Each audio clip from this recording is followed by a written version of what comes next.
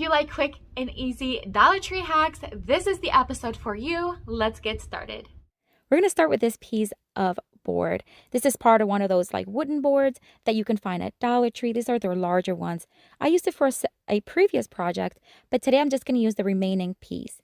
I'm going to cover the little holes using some wood filler, and then I'm going to sand it down once it's dry. This is just going to cover them up. I'm also going to sand down the edges because it's a little splintery from when I cut it. And then I'm going to give it one pretty heavy coat of Waverly chalk paint and the white, and we're going to let it fully dry.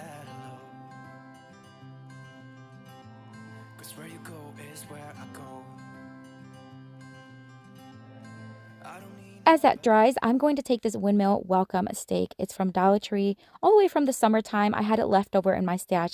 I'm going to remove the bottom portion and just keep the little windmill part.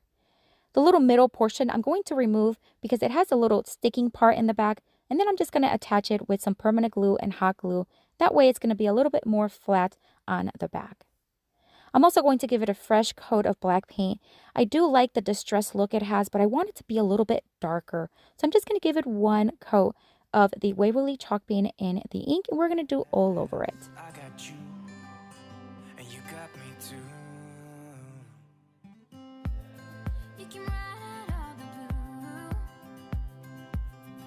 And while that dries, I'm going to do a stitch look on the board. I'm just going to use a permanent marker with a thin tip, and I'm going to use my ruler just to keep me nice and straight. And we're just going to do dash lines. This is going to give it the illusion of a stitch look, which I really love that look. And I'm going to do it in all four sides. And now I am going to bring in the first set of stickers. These are beautiful. They have a very farmhouse look. They look like little mini farmhouse signs, and they're just so adorable. They come all these set in one pack, and I'm going to use this little longer one, and I'm just going to place it on the right side of the board. Once I have it where I want it, I'm going to press it down, and then I'm going to take the windmill, and I'm just going to place it where I want it so that it looks pleasing to the whole design. Then I'm just going to press down and kind of mark where I need to make a hole. There's still a little part that is lifted on the back, so I'm going to use my drill to drill a hole, and then we can place the windmill right through it, attaching it with hot glue and permanent glue as well. We can leave and run away someday. I wanted to add more texture and color to this design, so I wanted to add these leafy greens. These are just leftover from another pick, and I'm going to hot glue it right onto the top. And once I had it where I wanted it, I think it turned out so adorable. You're going to have to let me know what you think of this one. I placed it first because it's one of my favorites, but let me know what you think. Look how beautiful it looks. It's fresh. It's beautiful. I love the little sticker, how it looks like a cute little farmhouse sign.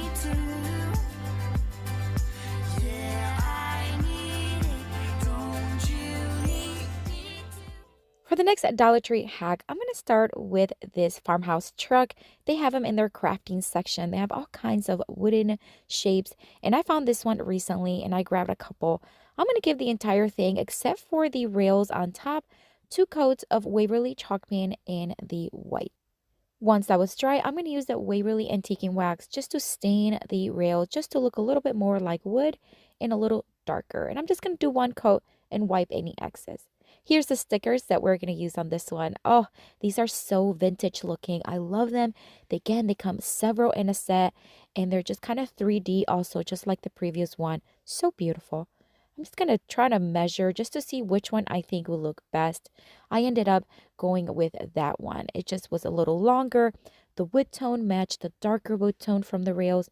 So we're just going to place it right there on where the door would be. We're going to press it down. It has a little sticker on the back, and it actually adheres pretty well.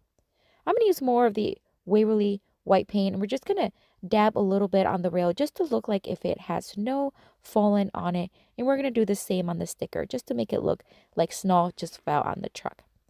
I'm going to draw what the wheel or the tire would be like because I do want to paint them black, and I'm going to use Waverly chalk paint in the ink. Once everything was dry, I'm going to add some greenery to the bed of the truck. These are just some picks that I get on Amazon, and I do have on my Amazon store, which is always linked down below. I always add all my favorite items, so if I ever say I got this on Amazon, chances are it is on my Amazon store, so check it out. It is linked below. I removed the bottom portion of the picks, and then I'm just going to hot glue them at an angle to the back of the truck. This is just going to give it the illusion that these pine evergreens are on the bed of the truck. And I think it turned out cute. Hot glue was sufficient. You can always staple them, but hot glue worked really well. I'm going to use a couple, actually 4 of these little wooden blocks from Dollar Tree. Just going to hot glue 2 behind each wheel on the bottom. This is going to help the entire design stay forward, stay upright when I use on my console table. I'm going to paint them white just to kind of make sure that it doesn't look so unfinished. And then I am going to antique the edges. I wasn't going to do that, but I felt like it needed a little bit of dimension, a little bit of distress on those edges because it's such a farmhouse truck. So I'm going to use a makeup sponge and some more of the antiquing wax, and I'm just going to do it lightly here and there. And I think this truck turned out so adorable. It's still up on my console table. It's perfect addition to winter decor. I love it.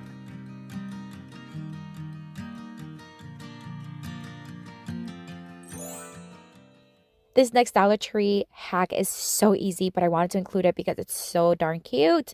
All right, so this little jar is glass. I got it at Target Dollar Spot. It came in a set of 3, and this is the rounder one. This glittery ribbon is gorgeous. I found it at Hobby Lobby. I used it for a wedding bouquet that I made recently. I'm just going to cut off a piece of it that is just the same width as the neck portion of the vase. Once I had it cut, now I'm just going to kind of measure around and then cut the excess, and we're just going to hot glue it in place.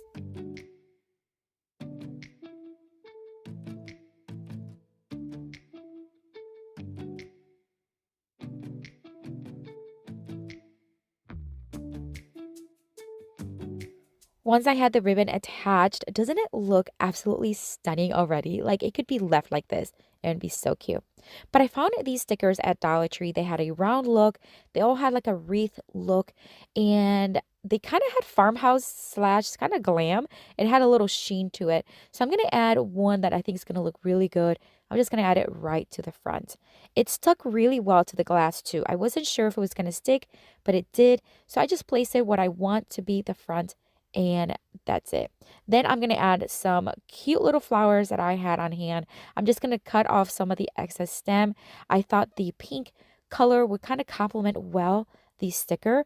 So again, I'm just going to cut off the excess stem and leave just enough where the flower can tilt over. And I think this one turned out so adorable. Look at this little jar. Imagine if you made 3 of these, maybe in different heights, or use several of these as a centerpiece. Love it.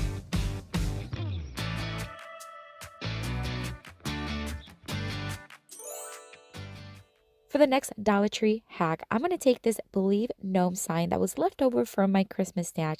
I'm going to remove the jute string, and then I'm going to use my palm sander to sand down the surface to remove any glitter that it had, and also to scuff off the surface because it will allow the paint to stick a little better. I'm going to dust it really well and clean it, and then we're going to give it 2 coats of Rust-Oleum chalk paint in the country gray. Can I tell you what's been on my mind? Sick and tired of the 9 to 5 in the city light. Once it was dry, it's time to bring in this beautiful stencil that I got online. It says Blessed, and it has a little bit of a tilt, which I actually like. It gives it a little bit of a character. I'm going to tape it down with some masking tape to keep it in place. I'm going to use a stencil brush from Essential Stencil, as well as Waverly chalk paint in the ink, and we're just going to start stenciling. The way I do it, I add very little paint, and I start just dabbing on the stenciling in a upward and downward motion. Hey, darling, we could get out of town, see the beautiful world around, wanna see it now. And then I'm just going to remove it. I remove it while it's still wet. You don't have to, but that's just what I prefer. I'm going to take some of this Dollar Tree lacy ribbon, and we're going to hot glue 2 strips, 1 on each side of the board. This is just going to add a little bit of interest, texture, and character to the sign. And once I had it on both sides, we're just going to flip it over and hot glue the ends to the back. Pack our bags and get in that car. Leave a little note and we'll drive real far. And now it's time to bring in the set of stickers for this project. I love these. These are, again, very 3D. They have a very spring look, but it could be used year-round if you wanted to. I'm just going to start placing them kind of where I want to see them so that they're pleasing to the design as well as to the eye. Once I had them in place, I'm just going to add a little bit of dab of hot glue. Now, these also stick, but they're not as sticky as the other stickers we use. This is why I am using hot glue, to make sure it's not going to go anywhere. Once I had them in place, I'm just going to add one more piece of that lacy ribbon to the back. Hot glue is sufficient, and this is so that we can hang it, and I think it turned out adorable. I love the gray. I know I always use white, but I love that I use gray, and I think it just looks so beautiful. With the wind blowing in your hair, we can look back someday. For the next Dollar Tree hack, I'm going to take a couple of these scrapbook papers. They came from a book that I bought at Hobby Lobby. For the first one, I'm going to use the striped green one, and I'm going to cut a strip that is 2 inches wide by 7 inches tall. Then I'm going to angle cut the ends at the top. We're just going to make like a little pointy triangle area. And then we're going to cut off the little pointy side because we're going to make bookmarks. If you have followed me for a while, you know that I love making bookmarks. It's one of my favorite things to do. I'm going to use a hole puncher just to poke a hole right on top. And then we're going to bring in the set of stickers for this project. I love these. They have such a beautiful, dainty, girly look to them. And I'm just going to place this one right at the bottom of this bookmark. Once I had it in place, I'm going to add more of that lacy ribbon from Dollar Tree, which I think will look great for this design. We're going to thread it through the hole, make a knot, a very simple knot, and then we'll be done with this one. But we have another bookmark to make. And look how cute this looks. This will be great to even customize with a name and gift them to friends and family. I'm going to give these two to my daughter because she loves to read and she's always looking for things to mark her books. All right, for the next one, we're going to use this beautiful blue design. I'm going to cut it in 2.5 inches by 7 inches. I'm going to angle cut one side. I'm going to show you a trick. If you take the little piece of paper that came off and you flip it and you use it as a guide, then you have equal size angle cuts.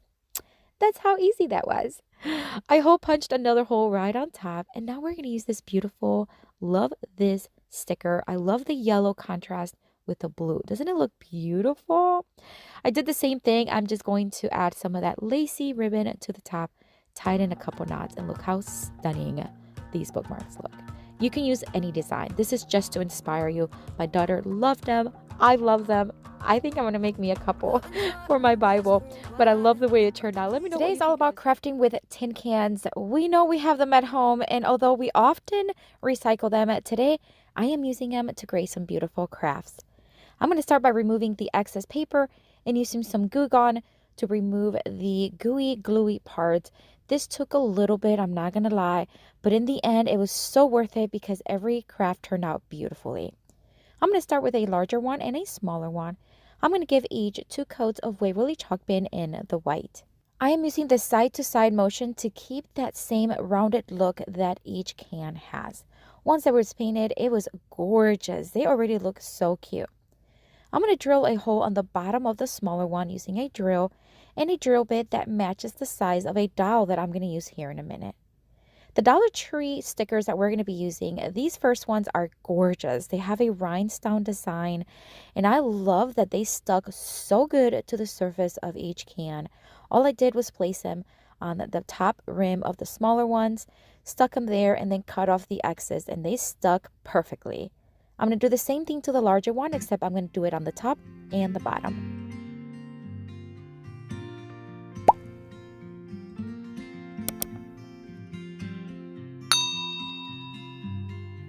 Look how beautiful these cans are already looking. Gorgeous. All right, so moving along, I am going to take one of these foam balls from the Dollar Tree, and I'm going to cut off about 1/3 of it, and I'm going to hot glue the larger one and the larger can, and hot glue the smaller one and the smaller one. This is so that when we place the dowel as well as florals, they have something to stick on.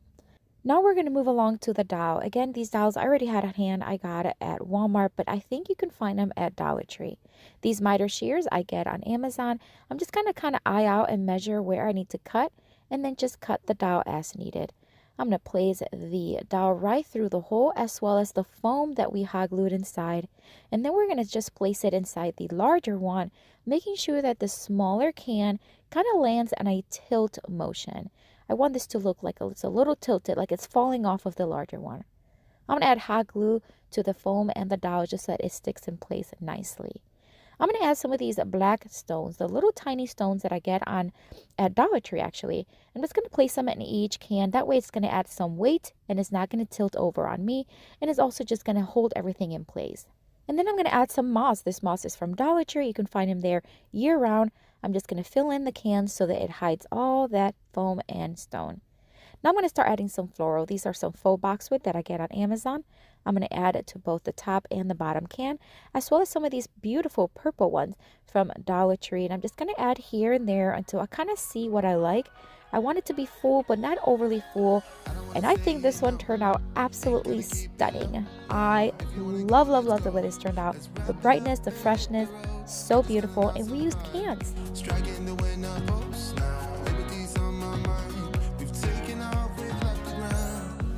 For the next can craft, I am going to take one of the larger ones and we are removing the bottom portion. So I'm just going to use my can opener and removing the bottom because we are going to create a pocket.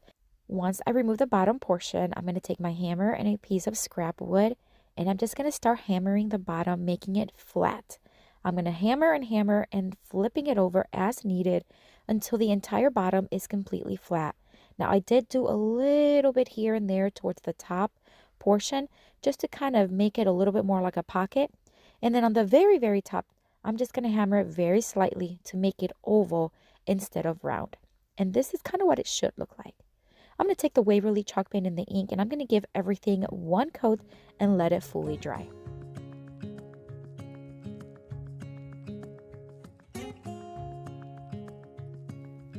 Now that it's dry, I'm going to take it outside and spray paint it just one pretty heavy coat of this clear top coat from Rust-Oleum. This is going to seal everything in because I am going to paint it and distress it and I want that black to be sealed.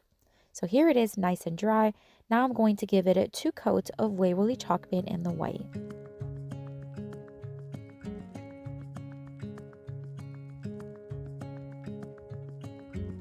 And this is what it should look like when everything's dry.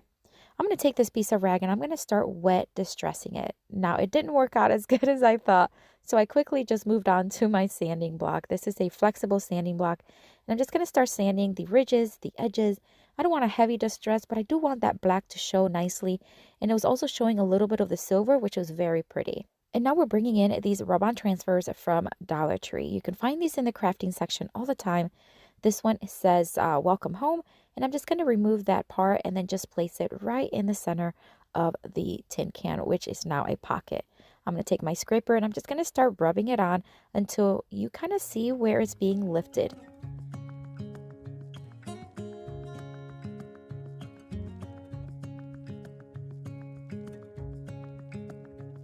Once everything was attached, I removed the plastic and it looks beautiful. I'm going to distress it very, very lightly just to kind of make it look all like matching. Then I'm going to take some of this black jute string that I get on Amazon and I am going to hot glue a little piece to the back and then just wrap it around until I have about maybe 3/4 of an inch and then hot glue it in place. All right, so using my crop-a-dile, I'm just going to make 2 holes on each side of the pocket and then I'm going to take these Dollar Tree chains. These are the basket hanging chains. I'm going to take one of the clips from another chain and we're just going to clip them to each hole. And that way it's going to have a nice chain to hang from. Beautiful. I'm going to add some of these pink peonies that I get on Amazon. I have been using them a lot because I'm a bit obsessed with them. I love peonies, especially this pink tone. But tell me this is not the most beautiful thing you've ever seen. I love it. We used a can and it cannot look any more beautiful.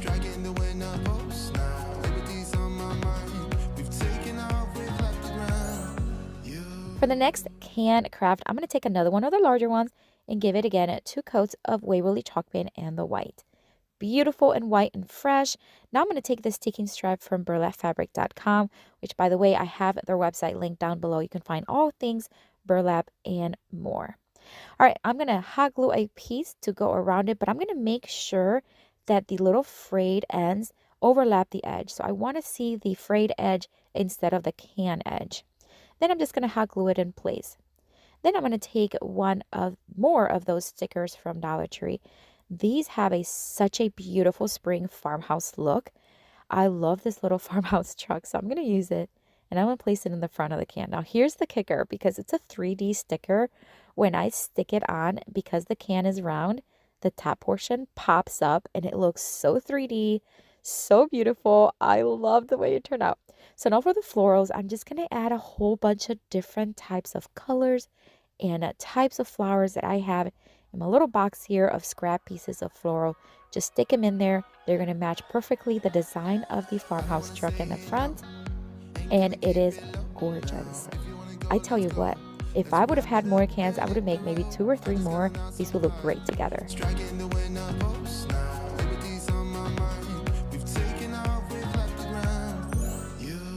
For the next can craft, I'm going to take one of the smaller ones and this piece of scrap paper that I had on hand.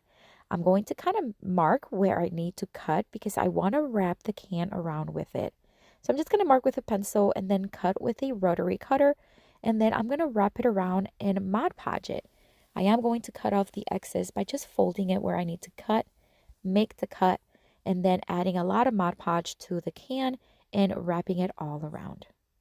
Friends, I would love to connect with you on Instagram, Facebook, and Pinterest, and I do have those links down below in the description box. When you are done watching, make sure you go and check them out. All right, so I'm just going to wrap the paper around. I'm just going to start pressing in, kind of like squeezing it, and then I'm just going to seal everything with more Mod Podge just on the edge there. Nice and tight. Then I'm just going to kind of, again, squeeze. If I get any wrinkles, I actually don't mind on this one because it just adds to the design, and you'll see what I'm talking about. I'm going to take my sanding block. I'm just going to sand off the edges for a smooth finish, and it just kind of smooths out those edges. Now that I have everything in place, it's time to add some more character. I want this tin can to look like it's rusted. So I'm going to take some of this cinnamon that I had in my kitchen and Mod Podge. I'm going to mix it up just a little bit, making sure that I leave some cinnamon without the Mod Podge. I'm going to start brushing it on the top rim and the bottom rim.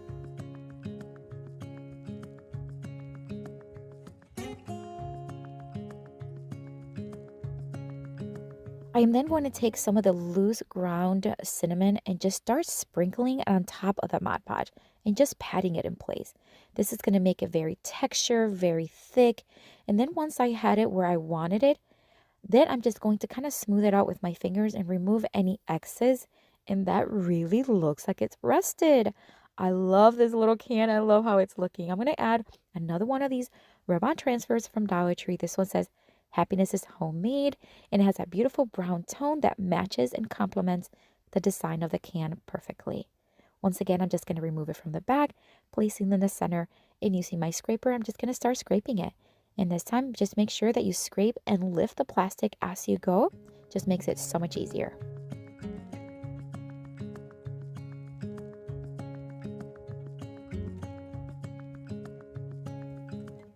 And then it's just time to distress it a little bit. I'm going to take that soft sanding block once again and just kind of lightly sand. They really distress really easily, so just be careful when you are distressing. And I'm just going to add one of these beige peonies. And I love this one. It's so small and cute, and it has all the rusticness and farmhouse look that I love. I'm going to start with this Dollar Tree board. Basically, I'm just going to remove the jute string, and then I'm just going to take the white vinyl and cut off a piece. It's about maybe 6 inches wide. I printed this 3 bunny picture on my laser printer, so nothing major, just basically found an image online and printed it in black and white. Now I'm just going to place it on the back side of the vinyl. I'm going to tape it in place just so that I can keep it uncurled because it was curling way too much. This is an alternative. That's something that you can do if you do not have a cutting machine. I placed some carbon paper in between the copy paper and the vinyl, and I'm just going to trace it with the little tracing tool. It came with it. I'll tell you a little bit more about this carbon paper and the tracing tool. So I'm just going to trace all the bunnies with the tool, and then now you have a perfectly copy. I didn't worry about the tail because we're going to do something with that in a little bit. Now I'm just going to cut each bunny. This took me a little bit, so I am going to speed it up for you, but I'm just going to cut it. Not difficult at all. And then once I had them, now I have 3 cute bunny stickers. So I'm going to remove the backing, and I'm going to start placing the one in the center. Then I'm going to place the one on the bottom and then the one on the top. That way they're as evenly placed as possible. Again, this is just a great alternative to not having a cutting machine if you still want to have some custom crafting. All right, so now that we have the bunnies in place, we need a tail. So I have these little pom-poms that I had from another project. And I'm just going to hot glue one to each back side of the bunny. I think they're adorable. It just makes this bunny more 3D, and I love the neutral colors that it has. All right, so now we're just going to make a little swag for the top of the sign. I'm going to tie them together. This is just some faux boxwood that I get on Amazon, and I do have this and many of the items that I love from Amazon in my Amazon store, which is linked down below if you want to check it out. I wrapped it around and secured it in place with some jute string and added some hot glue to the top, and I'm just going to place it right there. To hang it, I'm just going to place some more jute string. I'm just going to hot glue it on each side, and then I am going to just put a little bit of masking tape. This is just going to allow it to really be secure, and that's it for this one. I put it first because it is such an easy craft. You don't even have to do them white. You can do them in any color you want. I think it's so cute. Love this for Easter.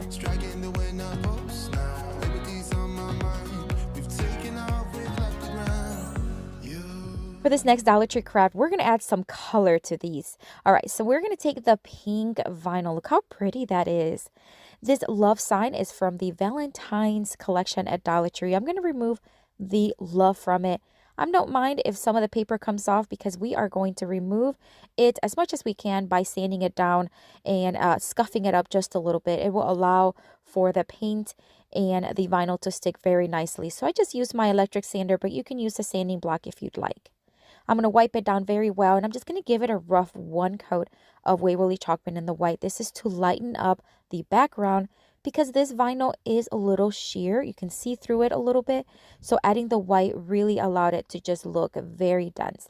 All right, I'm going to cut up a piece that is going to cover exactly the size of the tag, and we're just going to place it starting from the bottom to the top.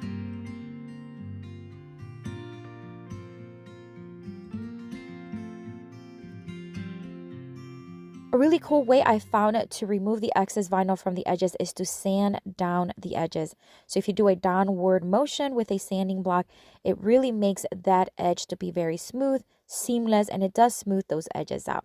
Look how pretty that looks. All right, this welcome little bike decor is darling. I love the colors. We're going to remove the welcome portion of it. We're keeping the bike. All right, so now I'm going to place it towards the bottom of the sign, and I'm going to mark with a pencil where I need to drill a few holes so that we can tie it with some wire. Because it is the way it's shaped and the material, hot gluing it would not have worked. So I'm just going to drill those holes, use some flexible wire, and then I'm going to bend the wire in half, and I'm just going to place it right through the holes, making sure that I'm tightening in the back nicely. I'm going to cover the wire with some duct tape. That way it's not going to scratch any surface. We're going to add some florals. We're going to add these beautiful pink ones from Dollar Tree, and I'm going to add some green ones too. Here's a little trick. If the flowers are a little too loose at the end, add a little bit of hot glue and place the flower. It'll hold tightly and it won't come off again. All right, so now I'm going to make another little swag here, and I'm going to do the same thing. Take some jute string and just roll it around in the center. I didn't hot glue it to the florals because that way if I want to reuse them again, I can. Once I had it secured in place, I'm going to hot glue it again to the top, but I am going to leave a little room on the top of the tag, so I'm just leaving about 2.5 inches. I'm going to whiten that hole that was already in there with my drill, and I'm just going to thread some of this beautiful teal burlap ribbon from Dollar Tree, and I'm going to tie it in the knot. Once I have the knot, I am going to just slide that knot to the back. That way you don't see it, and look how pretty this looks. It's very feminine. I love the bright colors. The flowers and the bike really complement each other.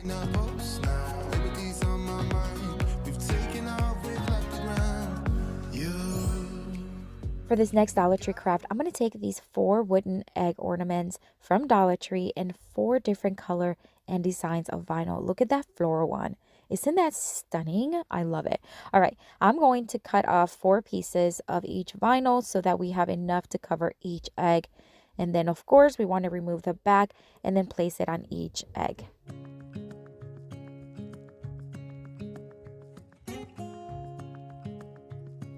So we are done covering the eggs, and I'm going to do the same thing. I'm going to take my sanding block and just sand down those edges. This was so quick and so effective. I love this technique. All right, so now I'm going to take my crocodile and I'm just going to whiten that hole that's on top just a little bit. And of course, we want to go through the vinyl as well. This crocodile is one of my favorites, and I do have it on my Amazon store if you want to check it out as well. All right, so now that we have the holes made, I am going to put some masking tape at the end of this jute rope so that it can thread nicely through each hole. And I'm going to do that to all of them. And then I'm going to tie them in the knot in the top. Friends, I have a blog where I post my creations and my videos in a written format. I would love for you to check it out. It is linked below in the description box. Now I'm going to add some florals to each egg. So I'm just going to take some colors that really complement and contrast each egg. The pink ones look great against that yellow, these blue ones with the pink. Then I'm going to add to the green one a beautiful green tone that we used earlier. And then for the floral one, because it's a little busy, I'm just going to add a pink one. And it's kind of muted and it just adds a nice texture. These little egg ornaments are so stinking cute. You can use them in a plant for Easter, or you can just lay them around in a console table. I think they're beautiful.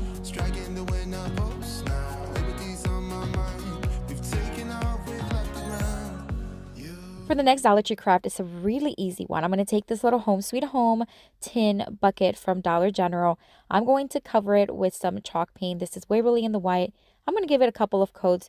You can leave it as is and remove the graphic from the front, but I wanted it to be white. While it's drying, I took a flower. This is a daisy that I printed in my laser printer, and here is the little packet of carbon paper. They come a ton. I have it in my Amazon store, and it has this the little tools. It come in different sizes, so really good deal. All right, I took a piece of the pink vinyl and I'm going to place the carbon paper on top, the flower right on top of that, and then we're just going to trace it using the tool once again. Really easy. I'm not worried about tracing the circle quite yet because we're going to do that in a different color.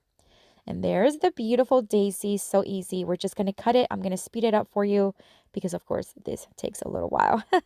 But it's so worth it if you do not have a cutting machine. What a great alternative.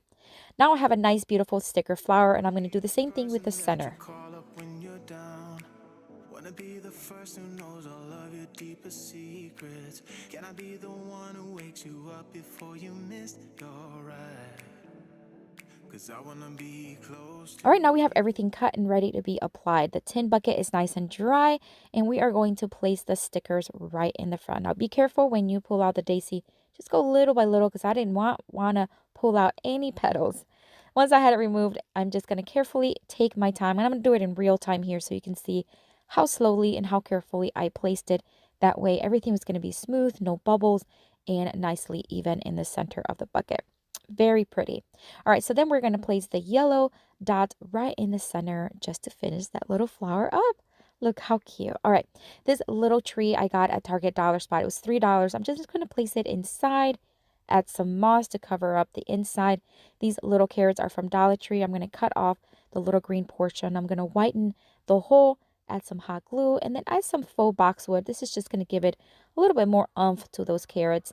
Once I have it in place, I'm just going to add them to the front of the bucket just to add some cute little decor. But you can use this in spring, you can use it in Easter. I think it's such an easy craft you can make even with your grandkids or kiddos.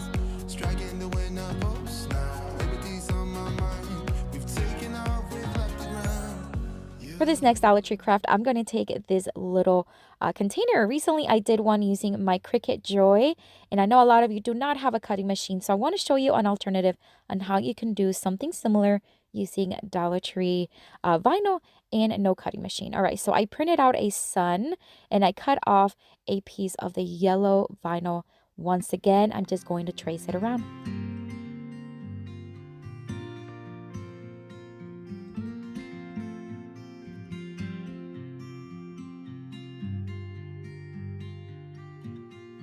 So I traced the sun and I cut off the center of the sun, and I'm just going to place it right there in the center of the jar.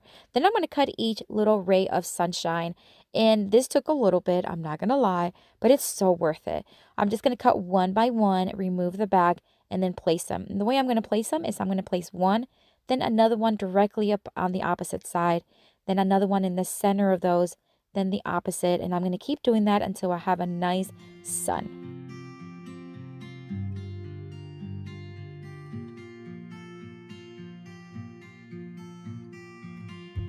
And we're just about done with this one. Now you can do multiples of these and create like a nice set. But this little sunshine jar is so cute. Such an easy craft. You can then remove the vinyl if you want and create any other design for any other season. What a cute way to upgrade your decor. All right, I'm going to start with a piece of square of a foam core, just any square. I'm going to spray that top with some adhesive spray, and then once it's sticky, I am going to remove this beautiful cling that says Hello Autumn and place it right in the center. I'm going to make sure that most of the bubbles are completely gone, and then I'm going to take an X-Acto knife and I'm just going to cut off the excess from the edges, making sure that it's as close to the decal as possible.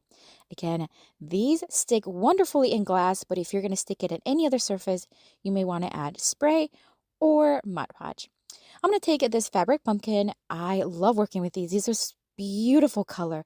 I removed the stem and now I'm just poking all kinds of holes on the top because I want to place florals, and it's easier to poke with like a screwdriver, which is pointier and harder than it is with stems. So I'm going to do that, and then I'm just going to start placing different florals, different styles. Some I'm going to place the entire pick. Some other ones I'm going to tear them apart a little bit, but I am going to add hot glue because I want to gift this one to my mom and I want to make sure it's nice and secure.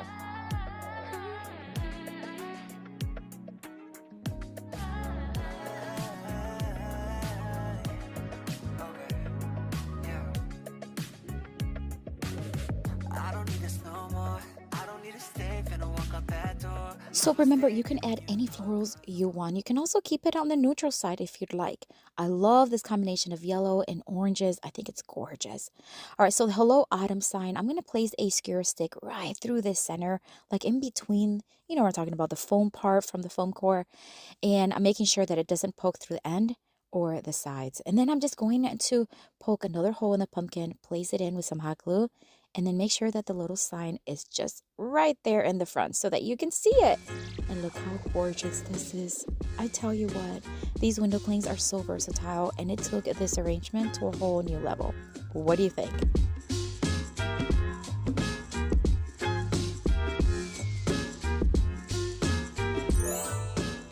This next Dollar Tree DIY craft, I'm going to take these 4 wood slices. These are from Amazon, and these are come already with a drilled hole on them. I made Easter ornaments during the Easter season, and you guys loved them, and I loved doing them. So I thought, why not make some autumn and fall ones? So here we are. We're going to make 4, but you can make as many as you want. I added Mod Podge to the first one and this cute little mushroom decal or cling. And then I'm just going to place it on top and add one more coat of the Mod Podge just to seal everything in. I'm going to do the same exact process for the other 3, just making sure that I pick clings that are similar in size to fit inside the each wood slice. Now, if it overlaps, just cut it with an X-Acto knife very carefully. And then, of course, we are going to seal all of them with a second coat of Mod Podge right on top.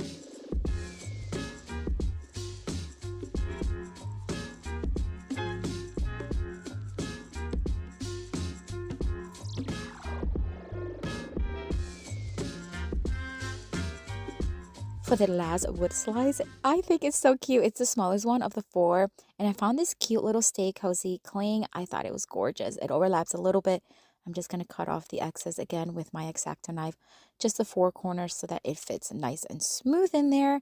And then, of course, we want to seal it. Now, I want all of these ornaments to really complement each other, but all have different looks and styles. So I'm going to take different ribbons and different decors to place on them. For this one, we're going to take some raffia. This is natural color raffia. I'm going to make a very simple bow with multiple loops, fluff it a little bit, hot glue it to the top. Then I'm going to add a tiny little pine cone. You can find these at, I think it was Hobby Lobby that I found them. They're so cute and small. And then I'm going to add more ribbon in a loop to the back so that it can be hung.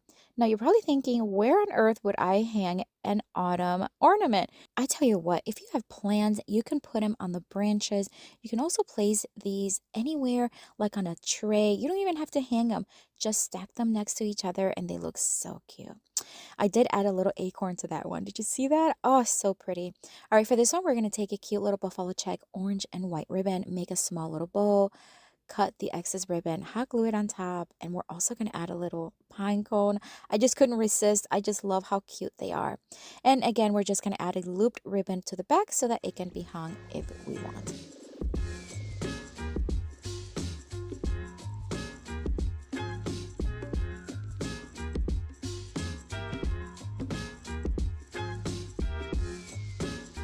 Now we're just about done with this one, but I gotta say, I can't even choose a favorite of the four. I think they just all complement each other really nicely, but I'd love to know what you think.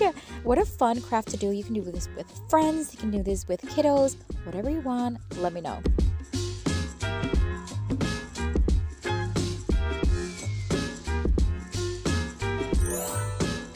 For the next Dollar Tree fall DIY craft, I'm going to take this wood blank. You can find these at Dollar Tree in their crafting aisle. They have a ton of wood blanks, and this one comes pretty set already. You can always paint it.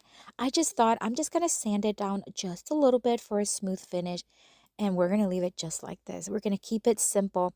I'm going to add Mod Podge, and we're going to make a cute little pumpkin spice sign. These would be perfect for a coffee station, in the kitchen, wherever you want. So I'm going to add these little, aren't these cute? It's like a little banner made from pumpkin pie slices. How cute. Again, same process, add Mod Podge, remove any excess cling, and then you want to seal everything with Mod Podge to seal everything.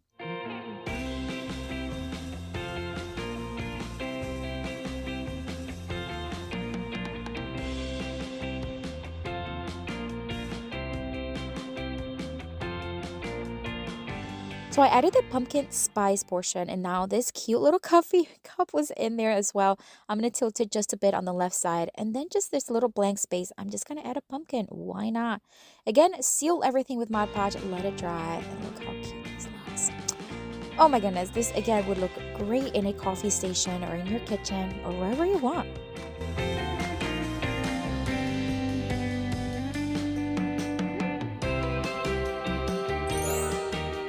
For this next Dollar Tree DIY craft, I'm going to take this glass jar. Now, it looks like a mason jar, but it's like a pasta sauce jar. I love keeping these because they look like mason jars and you don't have to like buy them.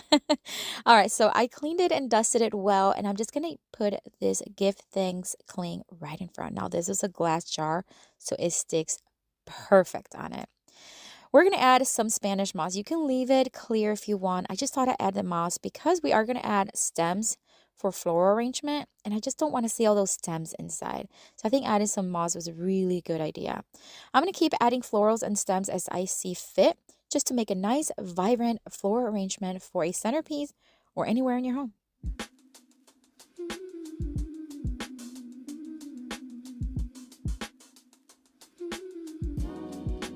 All right, so I have an arrangement that I really like. So now I'm just going to add a ribbon. Now you can skip this part. This is optional. I just thought there was something missing right there and where that threaded portion is in the jar. So I'm going to make a bow to put right on there. I cut 2 pieces of ribbon. They're about 14 inches long. I folded it in half, and then I dove cut the ends. I'm going to face them opposite side to each other, scrunch them, fluff, and just tie it in the center with some jute string. Again, you can skip this part, but I think it actually brought the entire arrangement really together. It added a pop of color, and I love the way it turned out. And here's what I love about this arrangement. When fall's over, I can remove everything, including the cling, and make a Christmas one.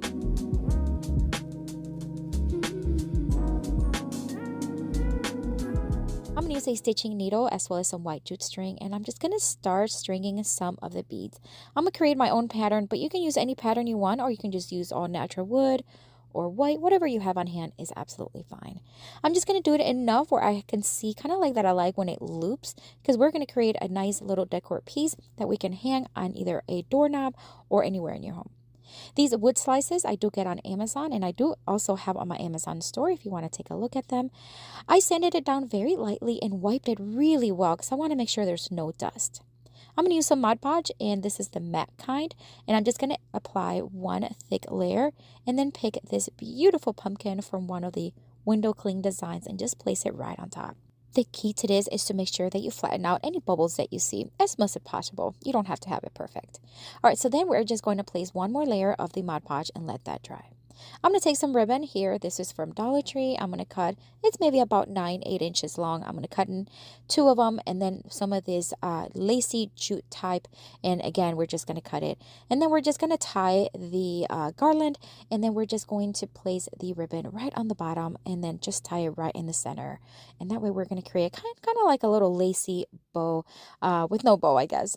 I'm going to cut off the excess just to make sure they're all about the same size. I'm going to take my drill and I'm going to drill a hole at the top of the wood slice, and this is what we're going to attach the bead garland to.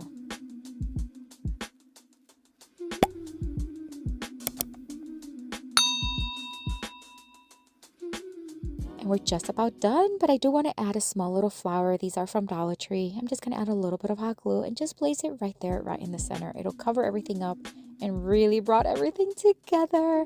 This is probably my favorite, but let me tell you, it is hard to choose. I love this one.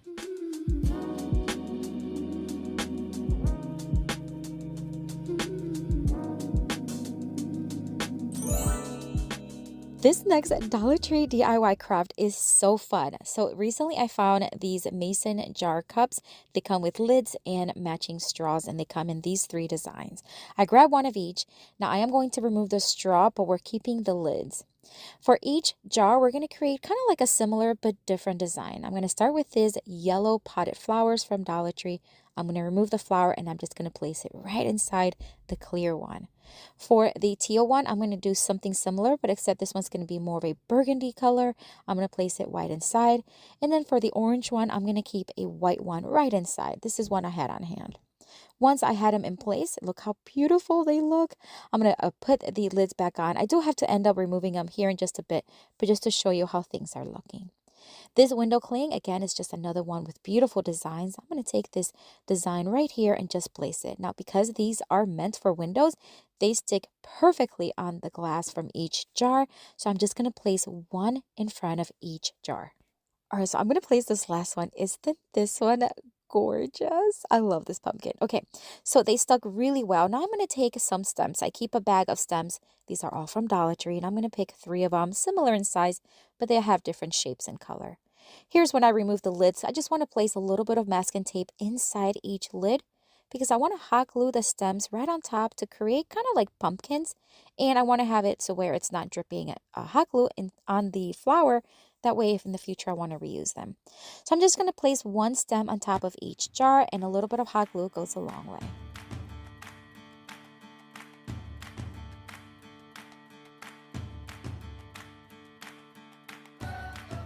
I wanted to add a little bit of bow on the stem area, but because everything else is so colorful and there is already so much design, I'm going to keep the bow very simple and very neutral. And I'm just going to make a multiple loop bow using jute string, tie it in the center, and then hot glue it at the bottom of each stem.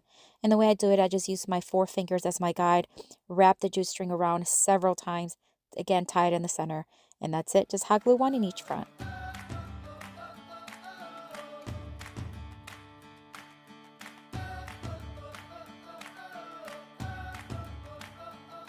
And we're just about done. Look how gorgeous these are. I told you I cannot pick a favorite. I love all of them, but I'd love to know what you think of this one.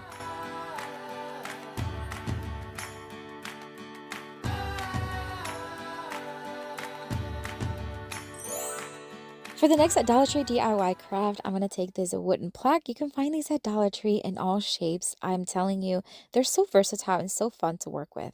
I removed the sticker, and we're just going to give it one coat of Waverly chalk paint in the white, and I'm going to do the front and the...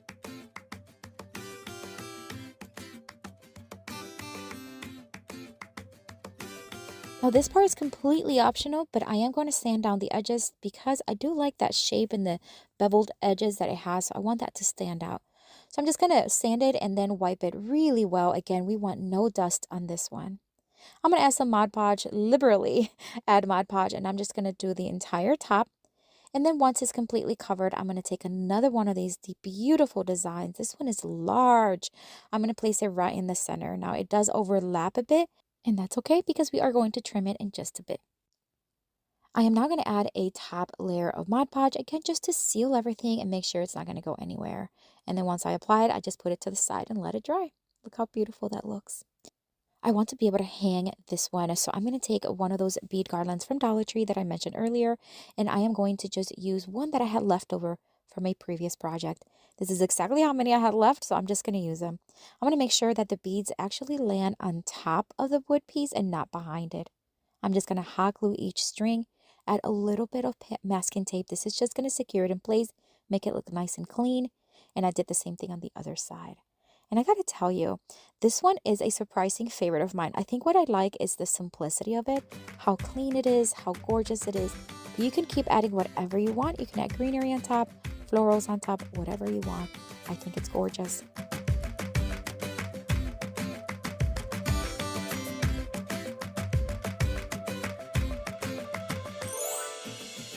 For this next DIY craft, I'm going to take this mirror. You can find these at Dollar Tree year-round in the kind of like the picture frame area. I'm going to take a piece of craft paper and I'm just going to kind of shape it into the circular motion there. And I'm just going to cut it and then tape it just to make sure that not a lot of paint gets on the glass, and also to cover my face because I don't want to distract you from looking at my face.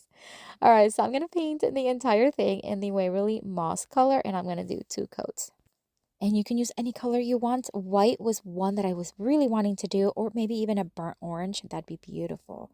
There I am. All right, so I'm going to take a wet wipe and I'm just going to remove the excess paint. It did not take much effort. It cleaned very well. But one thing you want to do is make sure that you dry it well. So once it's removed, just dry it with a towel, and then we're going to pick this beautiful design and place it right there in the center. I love this one. It's so pretty. I'm going to take a small little garland that I had on hand, but you can use any greenery you have. I'm going to open it up just so that it fits around the mirror circle, and I'm hot gluing it in place. All right, these little tiny burnt orange or maybe like a reddish color flowers are from Dollar Tree.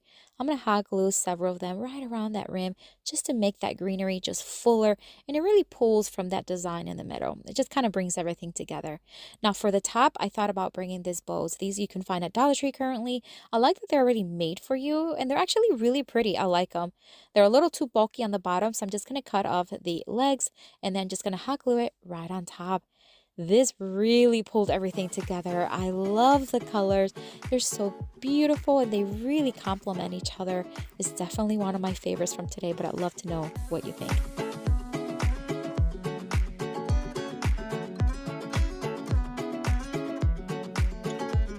Find these year-round at Dollar Tree. This one happens to be from their summer section.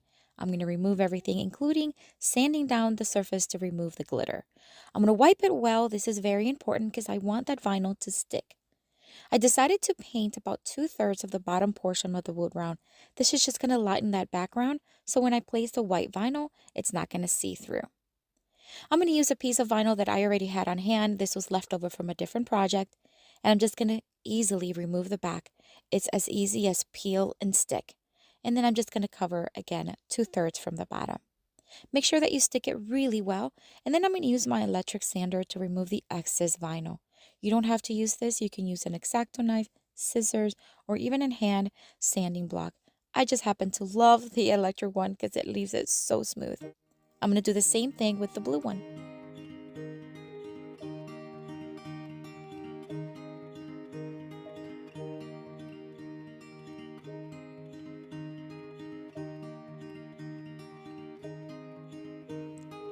This is looking so beautiful. All right, we're going to bring some clings. These window clings you can currently find at Dollar Tree. I did this video a couple of weeks ago, and let me tell you, they're so easy to work with. You literally also peel and stick. Now, the vinyl has this glossy finish that these clings stick as if it was windows. I loved it. So I'm going to place several of them here and there just to kind of fill all that bottom, and then I'm going to cut any excess with my X-Acto knife. The beauty of these clings is that you can peel it off and remove it as many times as you want, just like you see here. All right, so now it's time to add some ribbon and some embellishment to the top. Dollar Tree has beautiful ribbon in stock currently. I'm going to use this orange one. I'm going to make a very simple bow. I'm going to loop it just like an awareness ribbon, scrunch it in the middle. I'm going to do the same thing with the other ribbon. We're going to tie it in the center with some jute string. And what I love about this other ribbon is the colors match beautifully with the design of the wood around that blue and the oranges. It's gorgeous. I'm going to do the same thing and tie both together with some jute string. And then we're just going to attach it to the top portion of the wood round with some hot glue. I am going to cut the ribbon in a dovetail design, and they're both just going to match each other and look very clean and professional. And then I'm just going to add some greenery picks. I'm going to add one on each side underneath the bows. That way it's just going to fill it up and kind of bring everything together. And then right in the center, Dollar Tree has currently such beautiful fall foliage. Grab any flower you want. I picked this yellow one for a pop of color and placed it right there. I am going to add more orange ribbon, hot glue it to the back, and tape it for a more secure hold. This is so that we can hang it. Look how stunning this looks. The colors and those clings, I gotta tell you, they are a great find currently.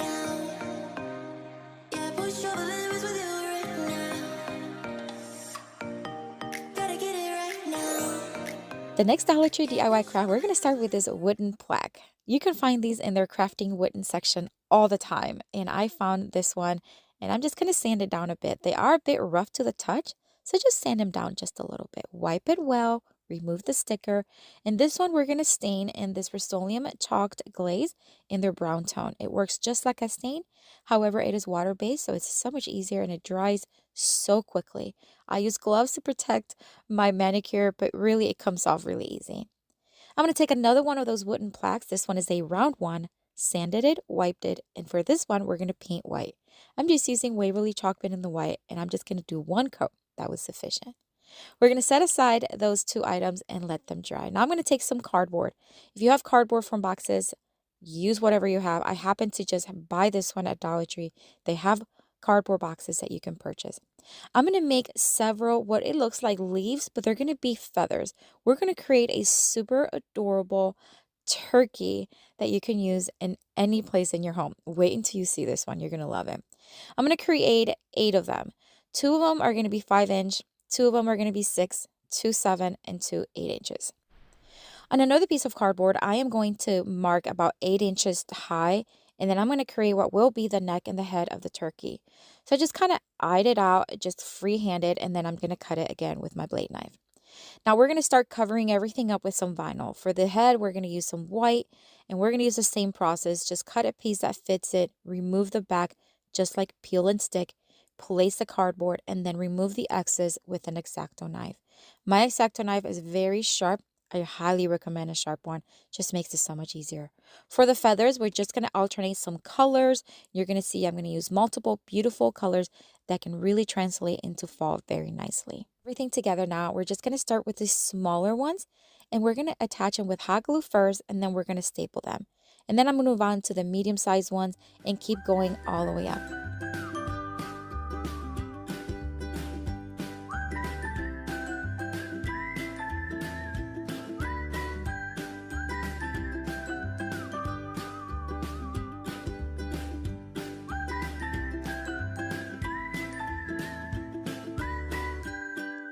These feathers are going anywhere.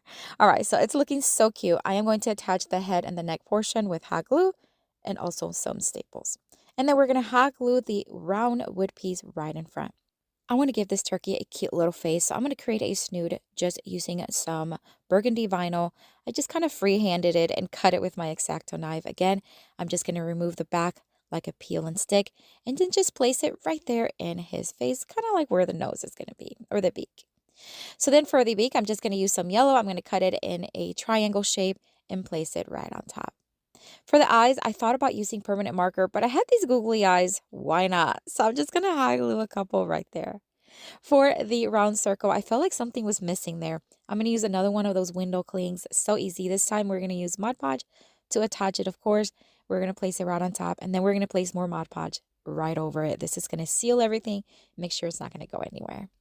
This beautiful ribbon, another gorgeous find at Dollar Tree. I am going to make a very simple bow, just fold it and then scrunch it in the middle. And I'm going to use this plaid one that complements it very nicely. Make a smaller one and place it right in the front. I'm going to tie with some rope and hot glue it to the bottom of the neck of the turkey. So cute. I'm going to use these cute little yellow sunflowers that you can currently find at Dollar Tree, cut off the wire, and hot glue it right in the center. This turkey is adorable. You can leave it just like this and place it on any tabletop or a mantle, or you can add a clip to the back and you can hang it. I think it's gorgeous.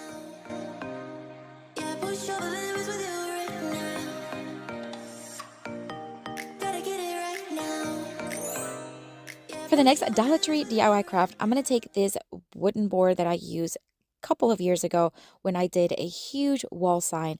I'm going to paint the edges white. I'm just going to do the edges. That's all that is needed. And then we're going to cover the middle portion using vinyl. This vinyl is a beautiful buffalo check style, white and black. I'm just going to mark with a pencil first, kind of like to see where I need to cut, because we're going to give this a very special look. I want the edges to have a nice design, so instead of just cutting it straight, after I cut it, I'm going to cut it in a wavy design so that all the edges have this style. All right, so once I placed it on the board, I realized that you don't see that edge too much. So I'm just going to cut a little bit more with the X-Acto knife and remove the excess, and then you'll be able to see the white a bit more. I just think it gave it a really nice, cool vibe. All right, so now I'm just going to measure here and there. I'm going to use some foam core to make some large letters. We're going to spell the word fall, but in this case, we're just going to do the F and then the 2 L's. So I'm just going to keep cutting using my square ruler as the thickness for each letter.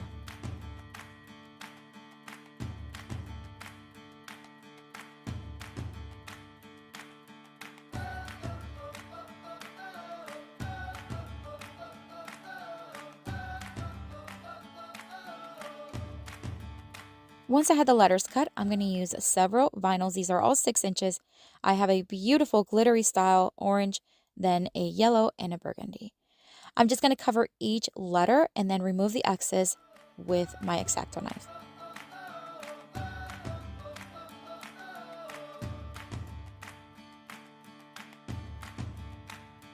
All right, so we're going to keep covering them, and then now we have a beautiful style fall sign. The A is going to be this beautiful flower from Dollar Tree. So I'm just going to hot glue the letters. That's it. And I'm going to hot glue the flower. I mean, it is so easy. If you don't have a board like this one, just use cardboard, use foam core, whatever you may have, even things from Dollar Tree that you can use. I think this sign is absolutely stunning.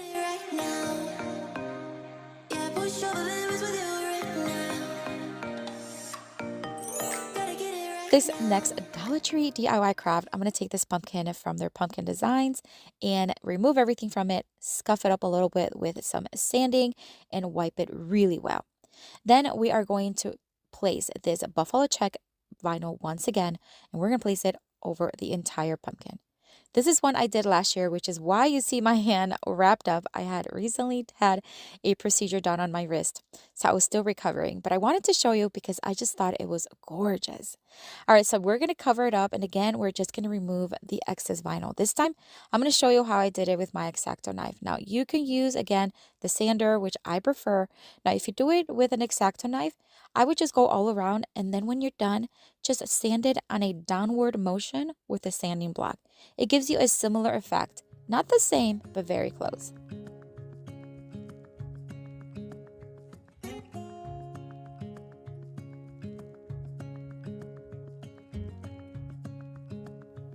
Dollar Tree also has an entire section of faux leather. Recently, I did a video using these. You guys loved them. They're such versatile. I'm going to take a piece of the white one that I had left over, and I'm just going to cut off a rectangle. Then I'm going to fold her somewhat in half, and then I'm going to curve the corners. It's going to be an inward curve, though. We're going to create a cute little design to place right in the center of the pumpkin. We're going to adhesive spray it and then place it right there in the center. Now, you know that I love Dollar Tree stickers. I use them all the time, and they have an entire section in their crafting aisle with tons of stickers. I'm going to take these beautiful farmhouse style ones, and I am going to take one of the larger ones because we're going to place it right there in the center. It already has the little sticky portion, so put it right there. Now, I wanted to add a little stitch look to the design, so I'm just going to line the entire middle portion with a permanent thin marker.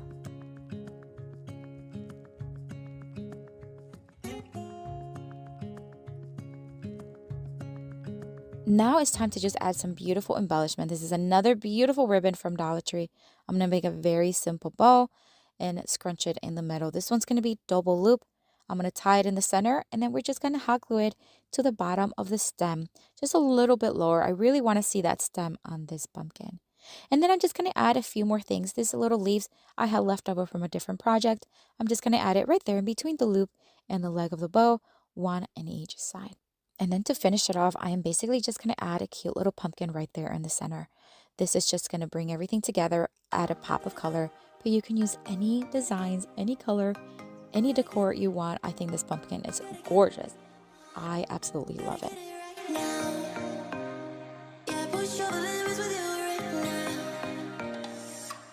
Start with this wooden heart from Dollar Tree and this beautiful decal. It has succulents and flowers on it, and the colors are just gorgeous. It happened to be in the shape of a heart, so it worked out perfect for this craft. I'm going to place one on one side of the heart, the other one on the other side, and then I'm going to lightly sand the edges on a downward motion so that I have smooth edges, and it's so much easier than cutting with scissors.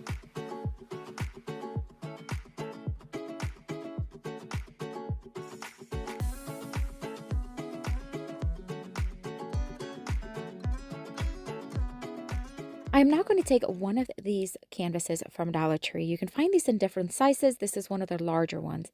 I'm going to place the heart on the left side of the board and this Be Grateful decal from Dollar Tree on the right side. I'm going to place it vertically just for a unique look. I'm going to dry fit the words and then going to just press them down when I know where I have them.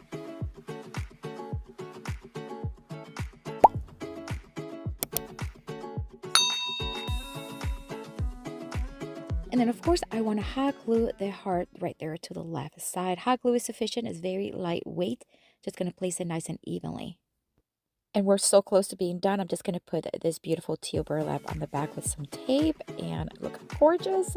This will be perfect for any room. You can gift it as a gift to someone or just keep it for yourself. I think it's absolutely gorgeous.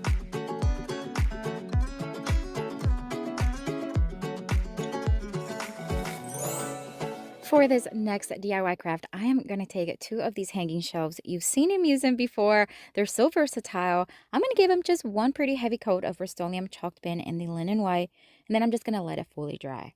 I am going to drill in the holes once again, just because I want them a little wider so I can fit jute rope that actually fits in the holes. I'm going to take this beautiful sunflower decal from Dollar Tree, and I'm going to place it, leaving the boards about 1.5 inches away from each other. Once I have it secured in place, I'm going to flip it over and I'm going to cut the excess decal using my X-Acto knife. And it's going to be very simple. I'm just going to take the jute rope, and you can use any rope you have, any string you have. I'm going to start at the back, thread it through the back to the front, knot it, and then loop it in and out all the way through the boards. So I'm just going to make sure that it is knotted on each top, thread it on the other side, and then we're just about done with this one. It was such a fun one and so easy. This would be a total beginner's craft, and even if you're seasoned, I think it's gorgeous, and you can use any decal from Dollar Tree you want. Perfect one for you to start with.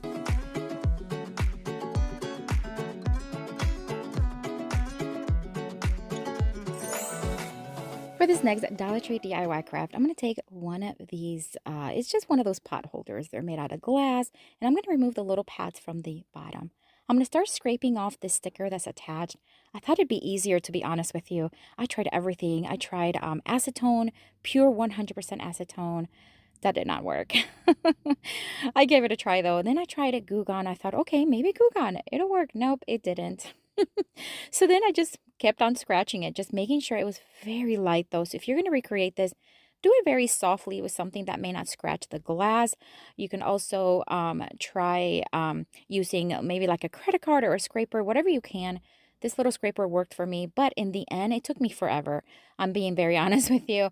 Now, I did finish everything off and cleaned it off with a Brillo pad. That worked. So maybe try that from the very beginning. We'll see. I'm going to tape off one of the edges. This is so that we can tape and hot glue some ribbon at the end. I'm just going to do a couple of coats and remove that, let it dry.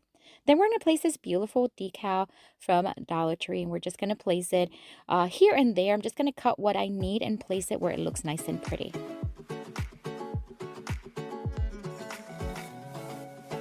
And now I'm going to add that ribbon I spoke about earlier, and then we're just going to hot glue it and tape it to the back. And that's why we painted that top portion, because that way you're not going to see the tape and it just looks nice and finished. But look how cute this looks. I love the way it turned out. It's so fresh looking. It's perfect for summer or even spring or any time decor, really.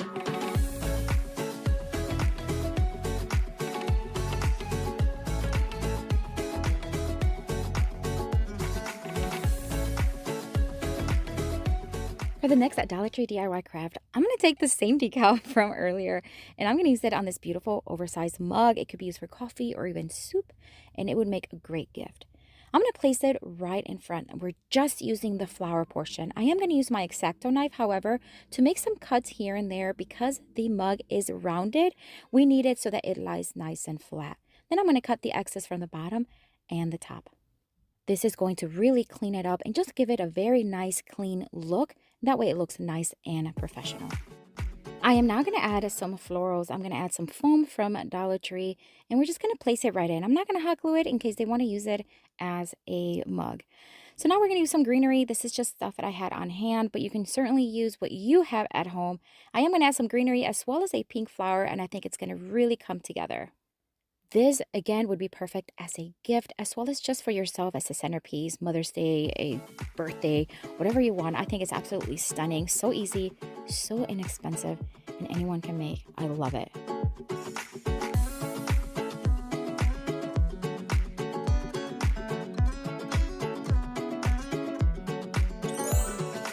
For the next Dollar Tree DIY craft, I'm going to take these 3 garden signs. They're just at Dollar Tree. I removed the jute string from it, and now I'm going to paint them white. I'm going to use chalk paint. Use any paint, any color you want. And then I'm just going to let them fully dry. I am going to use a combination of 2 decals. This one that says Faith, Hope, and Love. And I'm just going to place them staggered, one to the right, one to the left, one to the right. And that way it's just going to have a nice character.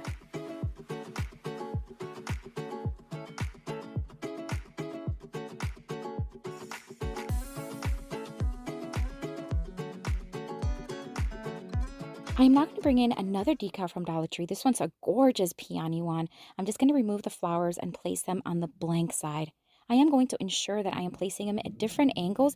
That way you can see the pink, you can see the green, and it's just going to look nice and pretty.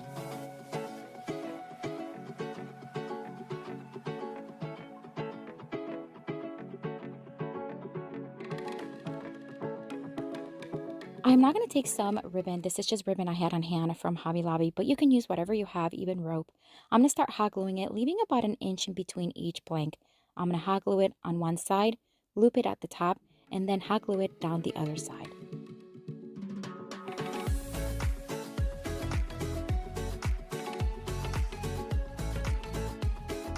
Now this part is completely optional. You can leave it as is, but I do want to antique those edges just a little bit. So I'm going to use some Minwax antiquing wax and a makeup sponge, and I'm just going to apply it over all the edges and then use a rag to remove the excess.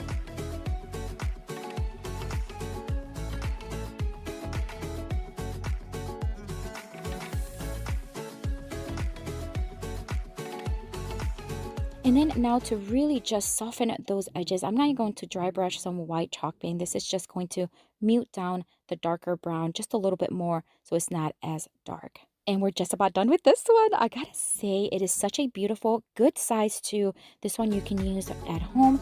You can use as a gift as well. And you can use it year round, but I think it's perfect for spring and summer. Let me know what you think of this one.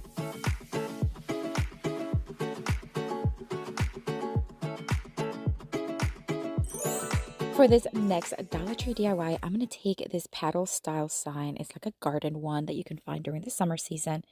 I'm just going to take everything off from it, and then I'm just going to give it a couple of coats over Rust-Oleum chalk paint and the linen white. It has this beautiful round shape, and I thought it'd be perfect to create a hanging shelf. So I'm just going to drill 3 holes actually, evenly separated, and then I'm going to take my stitching needle, thread some white jute string through it, and then I'm just going to start threading it through each hole, tying it on the bottom to create that hanging rope portion.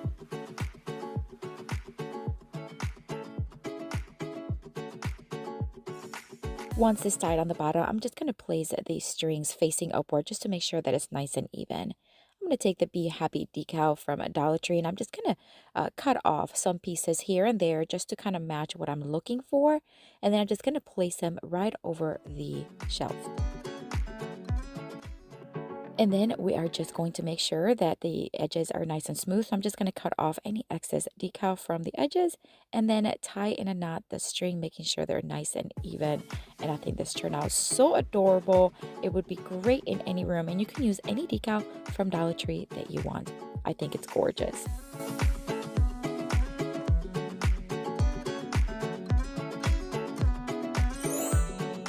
For this next DIY craft, I'm going to take one of these wooden crosses from Dollar Tree. You can find them in the craft section. I'm going to paint it white, the front and the back. I'm just going to use chalk paint, but use what you have on hand. I am now going to take these blue decals from Dollar Tree. They have a beautiful design, and I'm just going to place them here and there, cutting off the excess very carefully because I am going to reuse the leftover decals to keep placing them everywhere on the cross.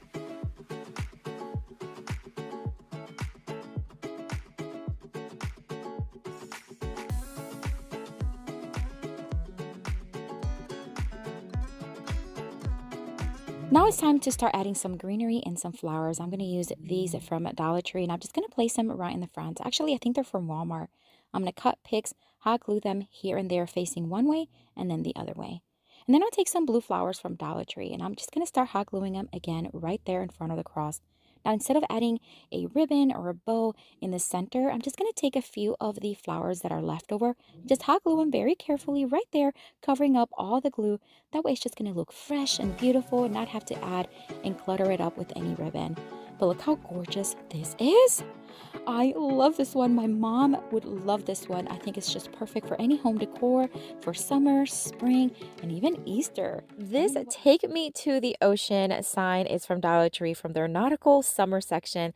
And although it was very pretty, I just want to give it a whole new look and just beef it up a little bit. So I removed the bottom portion, and now I'm just going to use my sanding block, just kind of roughen up the sheen off of those portions. We're going to take a piece of this beautiful, very tropical wallpaper. It's peel and stick, so you just want to remove the back from it and then place it wherever you want. It sticks pretty well too. I really am impressed. I'm going to press it down, and then using an X-Acto knife, I'm just going to cut off the excess. And then I'm going to use a combination of a nail filer and my sanding block to remove the excess paper and just to smooth it out on the edges. You just want to sand it on a downward motion. This is going to make it very smooth and very secure in those edges so it doesn't come off. We recently renovated our guest bathroom, and one of these days I'm going to show you the before and after. It's just not quite ready yet. But we had this leftover trim, so I just picked this one. It's about 9.5 inches long, and it's a 4-inch piece. So I'm just going to paint it with this beautiful mint green by Behr, and I'm going to now give it a little bit of a distressed look using a chippy brush. You can find these at Dollar Tree and the hardware store. I'm going to put very little white paint on it and just dry brush some lines. This is going to give it a nice dimension and character.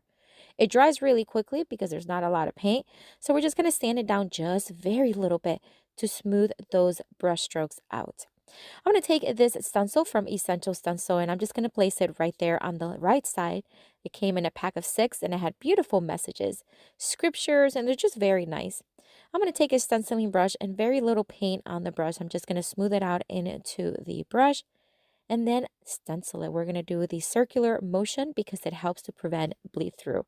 I love this technique. A lot of you have asked me, how do I prevent bleed through when stenciling? And this is it. Very little paint in your brush and then do a circular motion. Look how pretty that looks. Now we're going to bring in these starfish from Dollar Tree. They come 3 in a pack. I'm going to take one. I'm going to place it, just dry fit it, kind of see where it touches the board, and then place glue right where it needs it, and then that's it. It really holds on really well.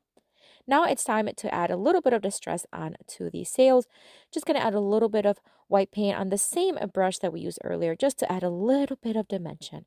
I'm going to add some hot glue to the bottom portion and then hot glue it to the board. Look how pretty that looks.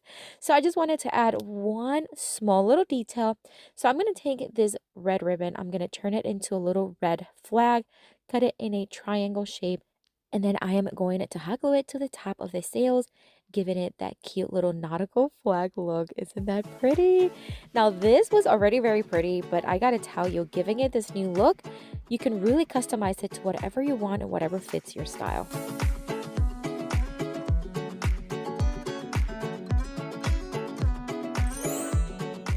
For the next Dollar Tree DIY craft, I'm going to take 5 of these smaller planks.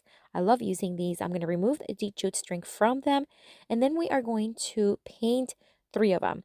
Before we do that, we are going to fill in the holes. We're just going to use some wood filler. Just a little bit goes a long way. Scrape the excess. Once dry, you just want to sand it down smooth. We're going to paint it using the same mint green that we used earlier, and I'm just going to do 1 coat as it was actually very sufficient. It's beautiful floral design wallpaper, I gotta tell you, is one of my favorites from the Dollar Tree selection. Love it. I'm gonna cut some strips and remove the backing. I'm just gonna cover the remaining 2 boards. I am going to do something a little different. Instead of using my sanding block, I'm gonna use my electric sander. It goes a lot quicker to remove the excess paper, and also it just gives this a very nice distressed look in the edges. And I'm gonna show you here. It just has that nice distressed look, and those edges are smooth. I loved it. All right, so now we're going to just stagger these boards, and I'm going to leave 2 where the green ones are together because we're going to stencil again on this one. I'm going to join them together using these paint sticks that I get on Amazon, but you can use anything you have on hand. I'm just going to hot glue it in place, and as you can see, I place the planks unevenly. That way it just has a little bit of character. So I'm going to add 3 of them, 1 on each side and 1 in the center. Once we flip it over, we are going to stencil another beautiful stencil from Essential Stencil. And this time we're going to use a beautiful blue tone from Rust-Oleum chalk paint to really pull from the blue of the design in the wallpaper.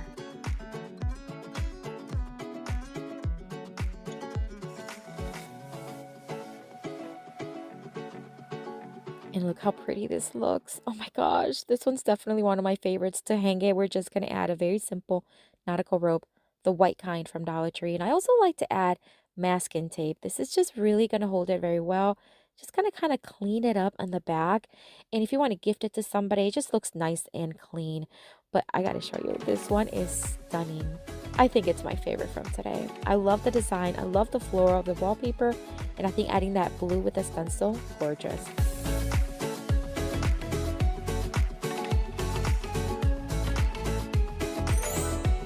For the next Dollar Tree DIY craft, I'm going to take these 4 wood slices. These are from Amazon, but you can find these at craft stores all the time. I'm going to wipe them very well because they are pretty dusty when you get them out the box. This wallpaper is very manly, isn't it? So I thought this would be a great DIY to make for maybe Father's Day. If you're still looking for a gift idea, this would be a great one. So I decided to take 1 of the wood slices, just place it behind the wallpaper, just kind of press with my hands so I know where to cut. I'm just going to cut it right outside of the lines, and then I'm going to use some adhesive spray for this one as well. So I know the wallpaper is sticky, but because these are meant to be coasters, I want to make sure it really sticks. So I added 1 spray on top of the surface, and I'm just going to add the wallpaper right on top.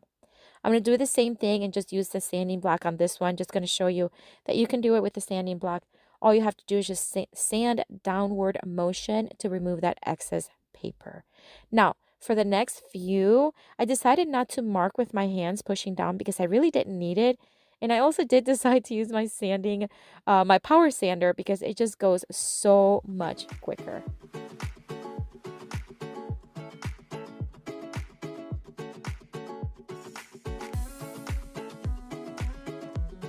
All right, so we have them done. I'm just here checking, making sure those edges are nice and clean.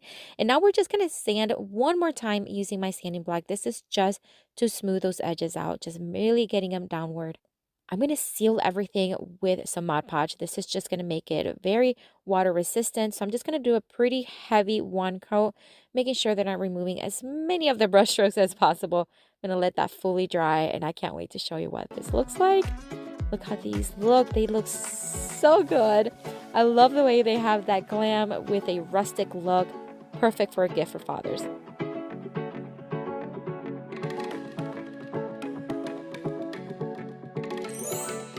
For the next Dollar Tree DIY craft, we're going to start with this. It's like a frame. I honestly don't know. Maybe for signs would be great. But I did find it at the Dollar Tree when I was at Florida, actually. So I bought a few. I removed the little hooks from the back, and then I'm just going to press it outward to remove the center from it. It had these tiny little, almost like brad nails, like pin nails. So I'm going to remove them so that we're not poking anybody with them. And then we're going to sand down those edges because they were a little rough after removing it. No big deal, a quick sand, and then I'm going to dust it really well. I am going to paint the frame white. I'm going to give it one pretty rough coat of white chalk paint. You don't have to do this. This is just the color I prefer. You can leave it the color as is. Once it was dry, I did want to sand it down, and we're going to make it very rustic, and I'll show you that here in a minute. This, again, my favorite design, so we're going to use it again. I'm going to cut a piece of the wallpaper. We're going to cover half of the board. So I cut up a piece, and I'm just going to place it right there. Again, I'm going to use my electric sander because it's so much quicker, and I'm just going to sand down those edges.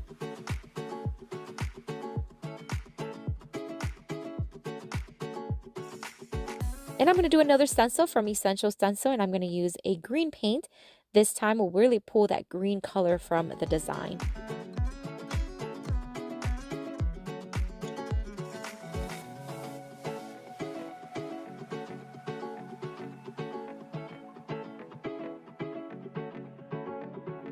Look how pretty this looks. Oh, I love it. All right, so on to the frame. It's already dry, so I'm going to really make it just very rustic, very farmhouse. Just remove a lot of that paint. And I'm just going to attach it with some hot glue. I'm just going to add a very thin layer of hot glue all around the edge and then place the board right in the center. Very easy, and I just pressed it down. I contemplated using pin nails like it had, but it really didn't need it, so I didn't do it.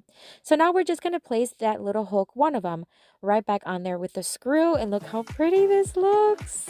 I gotta tell you, this one's also, you know what it is the design of the wallpaper. It's so pretty, so fresh, perfect for spring. We're going to start with this small, tiny little cutting board. I'm going to use my drill and my safety glove.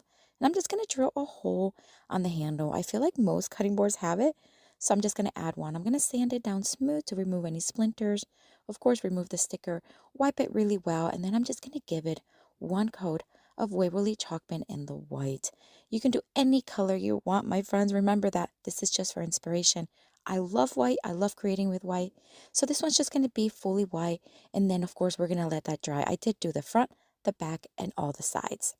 Now that it's full and dry, we're just going to plank it. I'm going to use my square, and I'm just going to use the smaller section as my guide. And I'm going to make lines all the way up.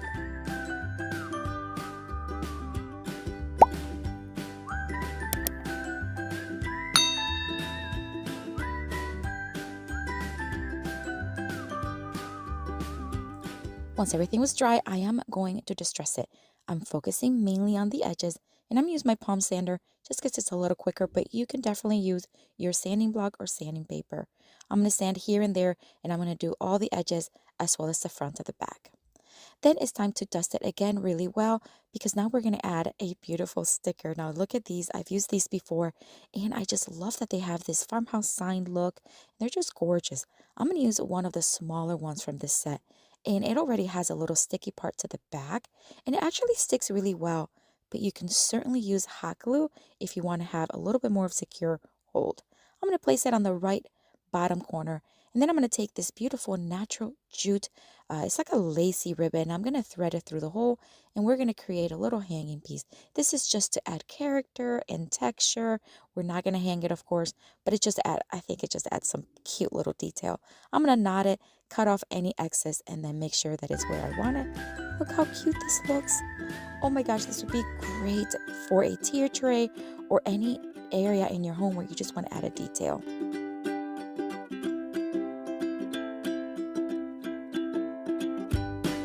For the next Dollar Tree DIY craft, I'm going to take this summer tag. It's from Dollar Tree. We're going to remove everything from it as well as a portion of the bottom. I'm going to mark 12 inches from the top, and then I'm going to use my blade knife. I'm going to score it. So the way I remove these particle boards is just to basically score it a few times with your blade knife. Then once you have it about halfway through, snap it. And then just clean off any excess portion with your blade knife. For this one, I am going to sand down the surface. It does have a little bit of a glitter to it, so this will remove it I'm going to dust it really, really well, and I'm going to sand that bottom edge for a smooth finish. We are going to paint the back side white, but I'm only going to do the edges because that's all I need. And then I am going to later on cover the back, but I'll show you how I do that. So once I had all the edges covered and dry, it's time to distress it. Again, this is completely optional. You don't need this part. I just like the way the darker edges create a contrast on the tag. All right, we're going to bring in some drop cloth. This is one I've had for a while. Now, when you rip drop cloth, it does create a nice, beautiful frayed edge, and I want that to be on both long side edges. So I'm just going to cut here and there, making sure that I have maybe about a 1/2 inch to 3/4 of an inch on each side of the tag.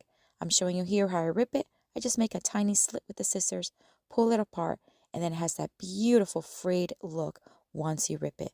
So again, I'm just going to keep cutting until I have the size that I need. All right, so now it's time to iron it just a little bit. I want to have a nice flat surface. Now we're going to use a beautiful Adventure Awaits iron-on transfer from Dollar Tree. It's in the sticker section, and then I am just going to place it on the bottom side of the drop cloth. So here it is. We're going to remove it from the packaging, and then it did also come with some parchment paper. I thought that was great that you already have it. Now for this one, I'm not going to use the parchment paper. Now you can place it right on top before you iron it. It's probably preferred. I did it because I want to see if it's attaching or not. So I want to take my time, but I'm going to speed it up for you. Now I'm just going to place the iron right on top, and I'm going to slowly lift as I'm ironing. Now this took a little longer than what you're seeing because I sped it up for you. But just take your time and make sure that if it's not attaching, place it right back down and keep ironing and pulling as you go. So once I had mine completely attached, I think it's gorgeous, isn't it? All right, I'm going to bring in that parchment paper that it came with. I'm going to place it right on top, and I'm just going to flatten everything out, just making sure that it's nice and attached to the fabric. It does say that it does better in cotton or fabrics with cotton, so keep that in mind. It worked really well with the drop cloth. All right, so now we're going to attach the drop cloth to the tag. We're just going to add hot glue on top, the bottom, and attach it very well.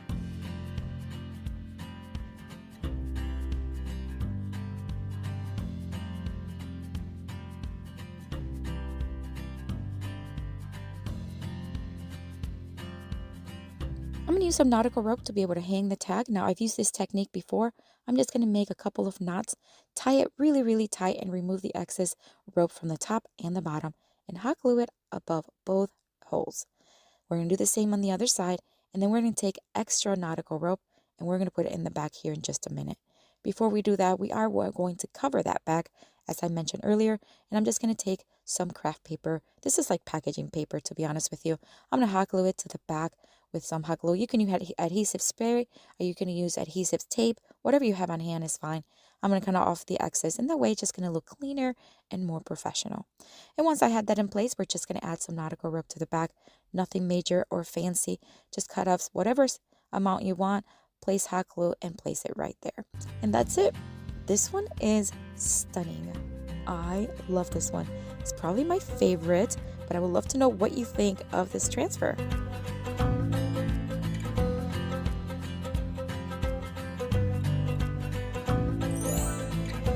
For the next Dollar Tree DIY craft, I'm going to take this piece of scrap trim board. It was leftover from a project we were doing. I'm just going to sand it down and just to smooth it out, to be honest with you. And then I'm just going to paint those sides. The board was already white when we purchased it. We did give it a fresh coat when we used it for our bathroom project, but the edges were natural wood, so I wanted to cover that up. All right, so here are the stickers. These are different options that I can use for this project, but I am going to stick with a beautiful one that says "Be Still." It's just gorgeous. Again, we're going to remove it. We're going to place it right there on the bottom right corner, leaving enough space and equal spaces on the edges for a nice equal look. So now we're going to place it right there. Again, you can hot glue if you want, but this one stuck really well. As you can see, it's not coming off. I'm going to take some greenery. This is a bouquet that I got at not Dollar Tree, Walmart. I'm going to remove 3 of the little branches, and then we're going to hot glue them to the left side of the Be Still. Go with a lacy bow, or I can just take some of these white flowers and hot glue them, and that's what I went with. I think it looked just nicer, and it really is just what I wanted to look like. So I'm going to hot glue those flowers after removing the little pointy stick from the bag, and look how cute this looks. Again, another one that's small enough for a tea tray, but it's perfect for any part in your home. What do you think?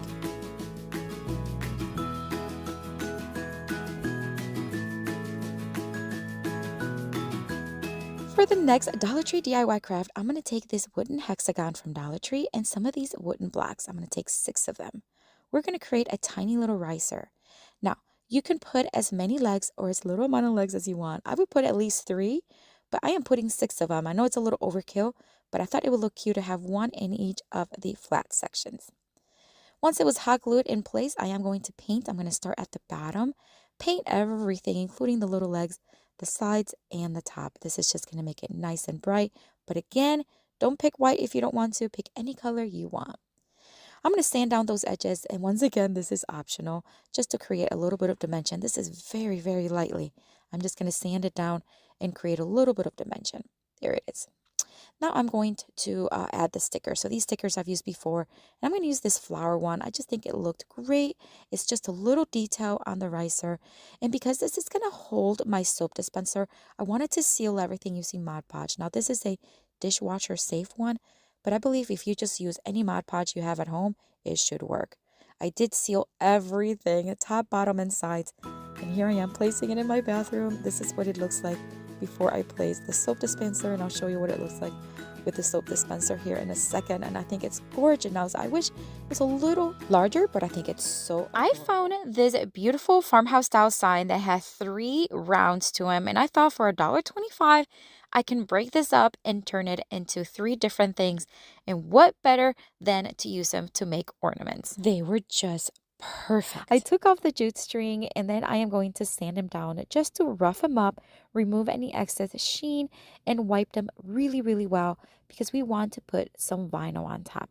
Now, you can paint them if you want, but I'm going to use this vinyl that I have from Cricut, but Dollar Tree has a ton of vinyl, so make sure to take that out if you want to. So I'm just going to remove the back, and then we're just going to place the wood rounds right there on the vinyl. We're just going to cover them. Now, this vinyl has a glossy finish, which is perfect because window clings stick to vinyl really well. So I'm just going to sand down the edges. You just want to sand in a downward motion to remove the excess vinyl.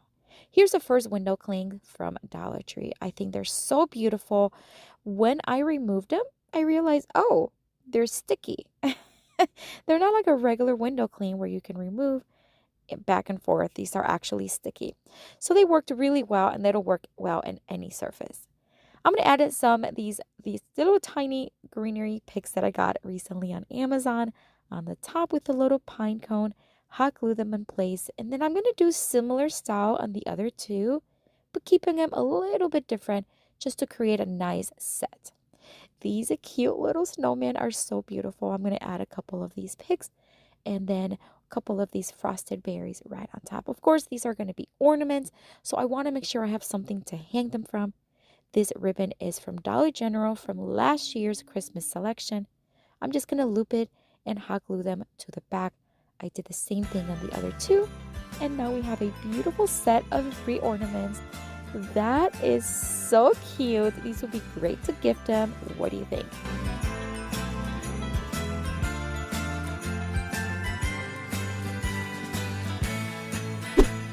For the next Dollar Tree DIY craft, I am going to take this wood round. You can find these all the time at Dollar Tree. I use them for crafts and I love them. They're so versatile. I'm going to take more of that vinyl, but again, you can paint them if you want, or you can use a Dollar Tree vinyl. Again, this is just what I had on hand. I'm going to cover it up, making sure that I am placing them nice and removing any bubbles that you may see. Then I'm going to do the same thing I did earlier, and I'm just going to sand down the edges for a very smooth finish. You can also cut it, but I have found that sanding them down really leaves a nice soft edge, and it's not going to fray. I found these at Dollar General. These are $1, and I loved it. I mean, $1 obviously is a little less than Dollar Tree, but it's a good option to find different designs. I'm just going to peel and stick them. Now, these are truly window clings, no stickiness, but they stick very well to the vinyl because of the glossy finish. And I'm just going to start adding them, removing them, and adding them until I see a design that I like. All right, so now that I have the ornaments where I want them, I'm going to add some greenery to the top. And we're going to use a mixture of just different evergreen picks that I got on Amazon, but you can also use what you find at Dollar Tree. I'm going to hot glue them in place, and then I want to keep this on the simple side because I wanted the ornaments to be the star of the design. So I'm going to take one of these little pine cones from Dollar Tree. They are new to my local Dollar Tree. They have a beautiful cinnamon smell to them, and I just love using these. I'm going to add one right there in the center, and then I'm going to add a couple extra little small picks, and then I'm just going to leave it like this. I'm not going to add anything red, no bows, nothing. I'm going to add some of these pipe cleaners. These are the silver kind, and we're going to hot glue them going from underneath the arrangement all the way to the middle ornament as well as the left ornament to make it look like they are hanging from the branch. I didn't do it on the right side because it was covered up and you wouldn't have seen it anyways. This beautiful ribbon is from Hobby Lobby. I got it so long ago, so many yards. It has lasted me forever. I looped it and hot glued it to the back, and look how beautiful this looks. So simple, so easy. The possibilities are endless. What do you think of this one?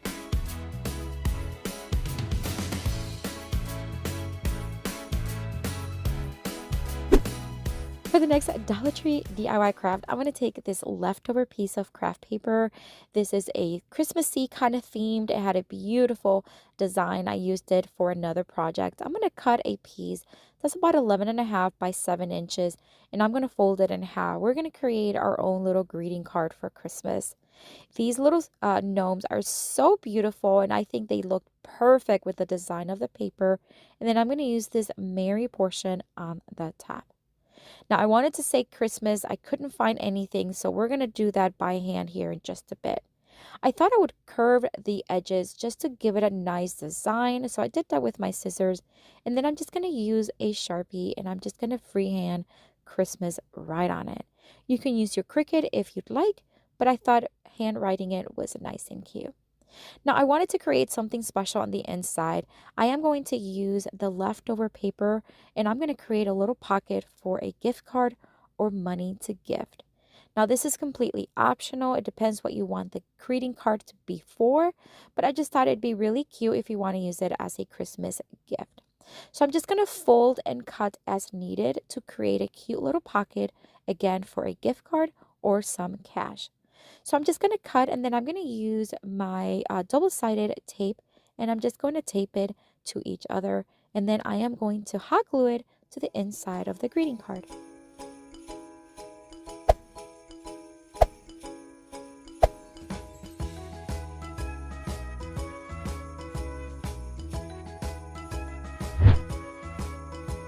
And we're just about done with this one. I think this was one of my favorites. I love creating my own cards. What a fun way to use these clings. What do you think of this one? Will you give it a try?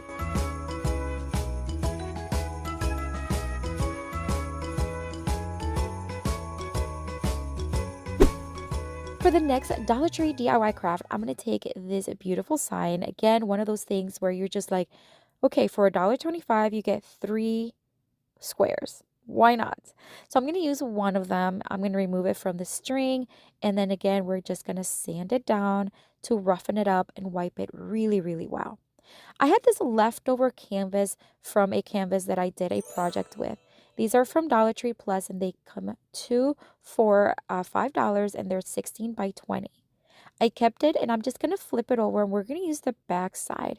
The back side has a beautiful texture and color tone that looks almost vintage.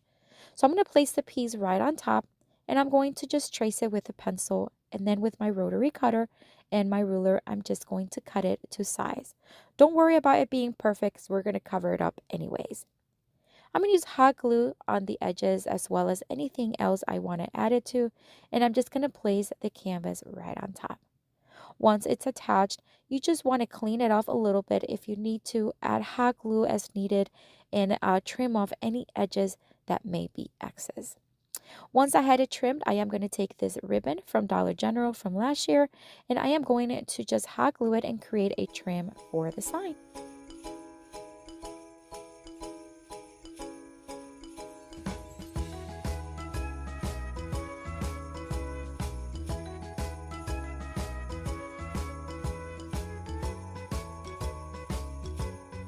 Once I had it attached and nicely trimmed, I'm going to bring in the cling.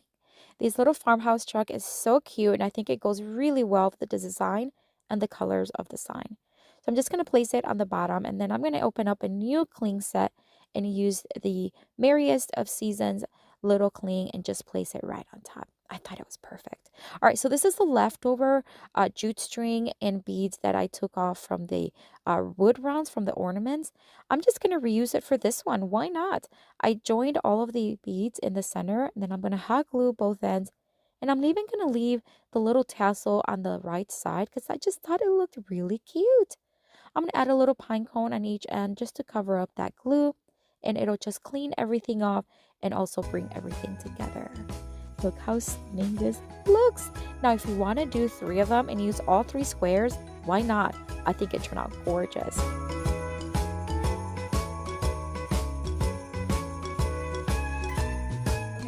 So here we are. We're going to start with some poster board from Dollar Tree. I'm just going to cut 3 pieces. They're about 3 inches wide by give or take about 6 inches, but we're going to change the size in a little bit. Once I had them cut, I am going to cut at an angle, kind of like a triangle, the bottom of each. This is because we're going to make a little banner, a little Christmas banner.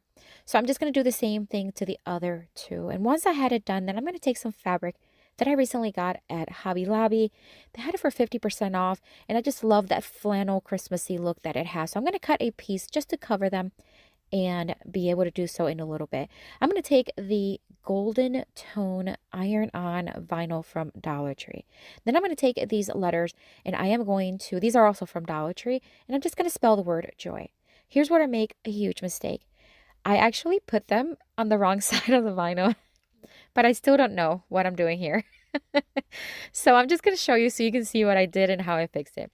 Then I traced them with a pen, and at this point, I'm still thinking I'm just going to remove the letters, and no, they stuck. Like, these things were not coming off. So then I decided, okay, let me just cut off the entire thing, just like I originally wanted to do anyways. And then I'll use these as my guide. So here we are, doing it all over again. Now I'm doing it on the right side. So if you're going to do this, make sure that you are writing on the shiny side of the vinyl. And then I'm just going to cut off the letters, again, to have the word joy. Once I had them in place, it's time to just iron them. I'm using my little mini heat press by Cricut, but you can use an iron. And I also have one mini heat press in my Amazon store. So if you want to check it out, go ahead and check it out. Now look how easy this is coming off. Like, seriously, guys, I am loving this heat transfer vinyl from Dollar Tree. And I don't say that lightly. I don't usually. So I love vinyls from Dollar Tree. I think they're very versatile and they're great for the price. But this heat, like the iron one, yeah, I'm loving it. Okay, so I cut off the fabric, and now I'm just going to Mod Podge the fabric right onto those poster board flags that we did earlier. And I'm just going to press them down. Now, this is when I realized that I just needed to just cut off some of the excess poster board and make these flags more appropriate size for the actual letter. And I did that on all 3.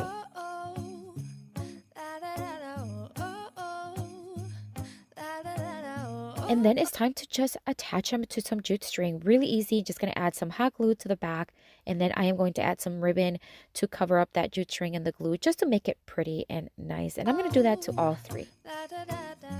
Making our Christmas memories. I've been working so much lately, I can barely find the time to sleep.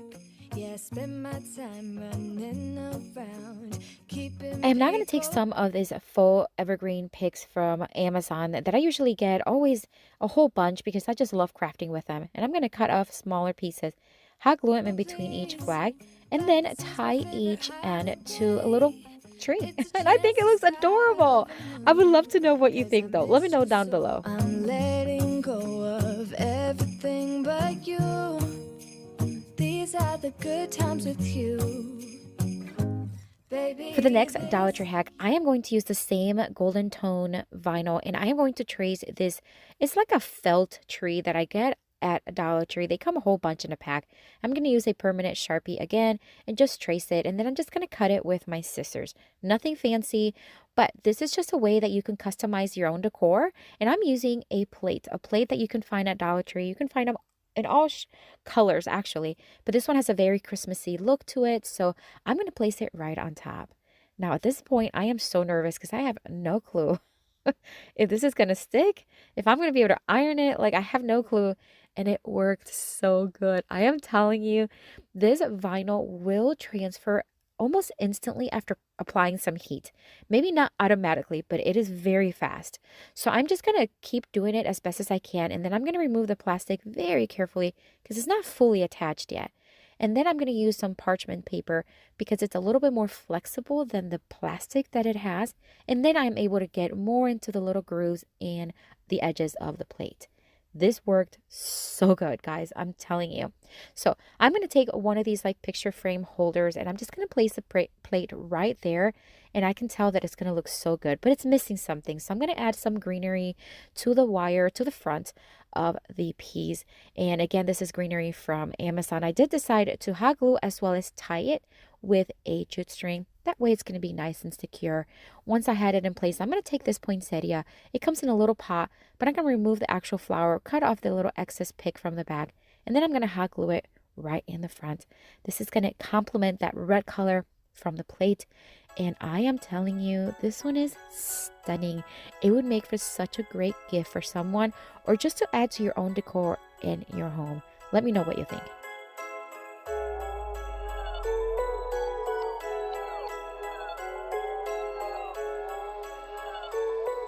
For the next Dollar Tree hack, I'm going to take some drop cloth. Now, you know that I love using drop cloth. It's just so inexpensive. I just love using it. And I'm going to cut off a piece because I'm going to make some napkins. I love making custom napkins for any season.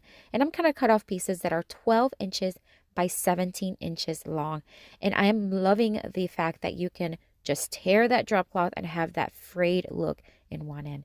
This is the red glittery vinyl. As you can tell, it's kind of very, I don't know, curled up.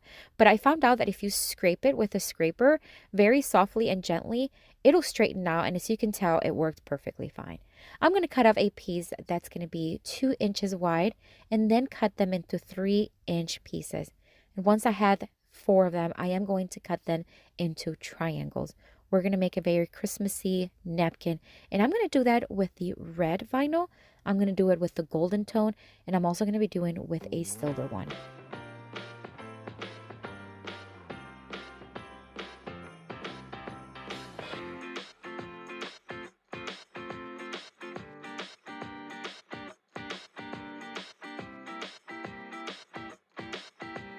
Alright, so now that I have my triangles done, I did put the drop cloth through my heat press, the larger one, just so that it's ironed out.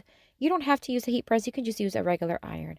Now I'm going to start placing the little trees. I'm going to place the 2 golden and silver ones first. Look how beautifully that removes. Oh, I'm obsessed. All right, and then the red one's going to go right on top. I'm going to use some parchment paper because I already removed the plastic on the other 2. I just want to protect that. And then I'm going to do the same thing to all 4 napkins.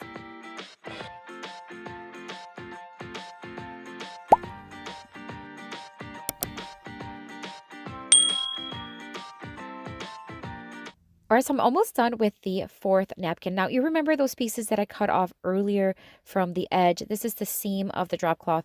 I'm going to cut them in half, and I'm going to have, they are about maybe 8 inches long each, and I'm going to use that as my little tie, as my little napkin grin, because the design is so glittery and so flashy. I want to keep that center kind of simple.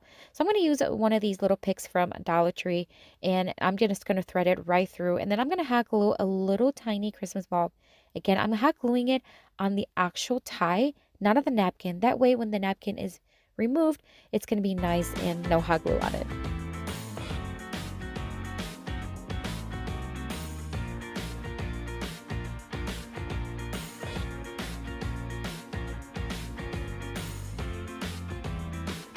And we're just about done with this one. I gotta say, this one is one of my favorites because I love making napkins and napkin rings. I just think they look so pretty.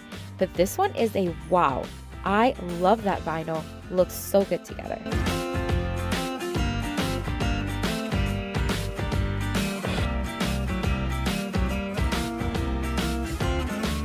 For the next Christmas hack, I'm going to take one of these Merry Christmas farmhouse style red trucks that I actually love the way it is, but we are going to zhuzh it up a little bit and make it a little bit more high-end and custom. I'm going to take everything off of it, and then I'm going to take some more of that buffalo check, not buffalo check, it's like a flannel type fabric, and I'm going to hot glue it almost like it's the bed of the truck is kind of covered with it. Once I had it hot glued, I'm just going to cut off the excess. Then we're going to bring in the red glittery heat vinyl transfer from Dollar Tree. Whew, that is a long title. All right, so now I'm going to take my little mini heat press and I'm just going to start pressing it right on it. Again, I'm just going to try, I've never done this before, so I want to make sure that I try different things out for you guys so you can see what works and what doesn't. I'm just going to, once I remove the plastic off of it, I'm going to use my X-Acto knife and just cut off the excess. Then I started trying the scissors and see what would work best. And then I am going to sand down the edges just for a smooth finish. I'm going to do the same thing to the top of the tires.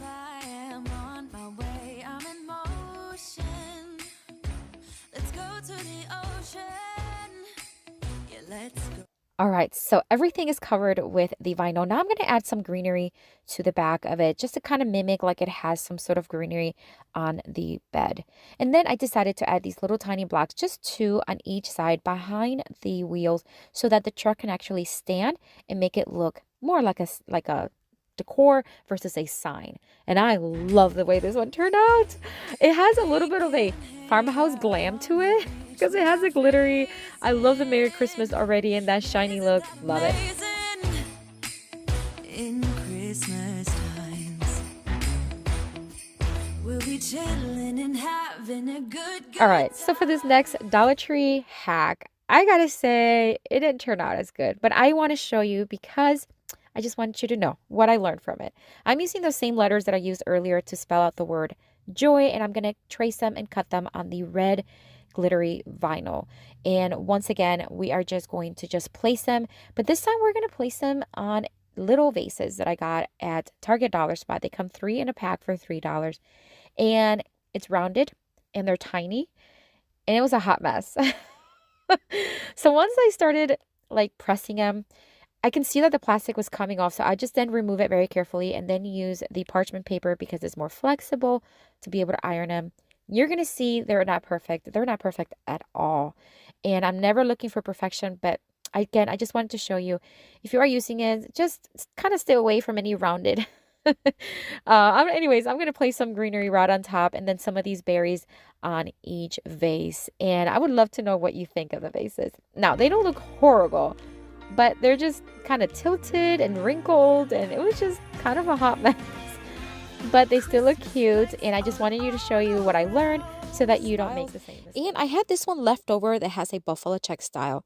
I trimmed it off, and then I'm going to find a galvanized item. Now, Dollar Tree has many of these galvanized forms. I recently found this one. It has like a pie kind of shape. It also can maybe look like a Coke bottle. I don't know, doesn't it? Like the cap. Anyways, I'm going to place the vinyl right in the middle, kind of a little bit more towards the bottom. I'm going to use my nails to kind of press it to the edge and then use my X-Acto knife to remove the excess vinyl. For these projects today, we are going to make beautiful crafts and not need a cutting machine. Now, if you have a cutting machine, use it absolutely. If you do not, I have tons of inspiration for you.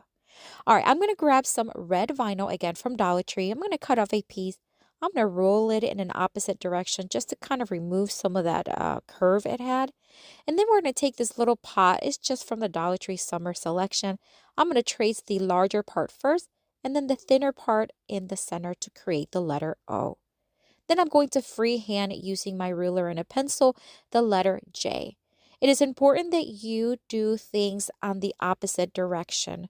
So for the letters that are applicable, like the J, I had to do it backwards so that when we cut it on the opposite side where the vinyl is, it'll look the way it should.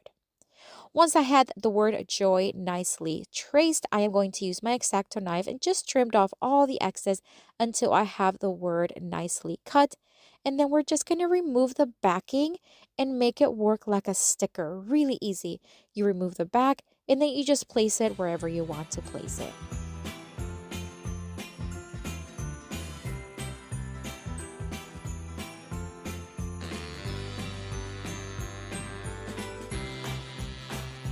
I want to add some embellishments to the top of this piece. So I'm going to take Dollar Tree's foam cutter and some foam, and I'm just going to cut off a piece and hot glue it to the top. I'm going to add some greenery. These are actually from Amazon, but you can use whatever you have on hand, especially those from Dollar Tree. I'm going to add a couple more here from Dollar Tree with some red berries, as well as a pine cone right in the center. This is going to bring everything together, add texture, and I can't believe how gorgeous this is. This will make a great gift, and can you believe we did not use a cutting machine? I love the way this one turned out. Let me know what you think.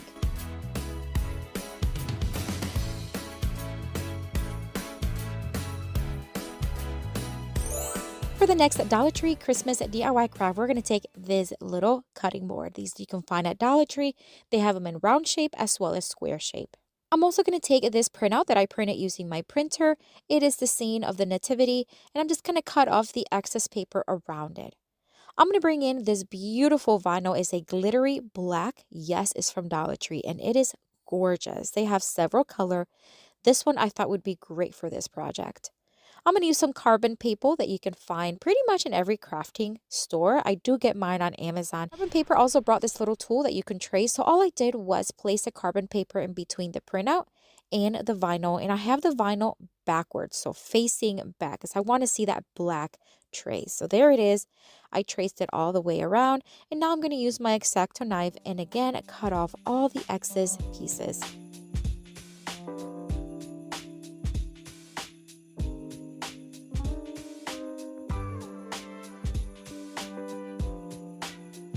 And now again, we're just going to use them as stickers. Remove the backing and place each shape wherever you want to.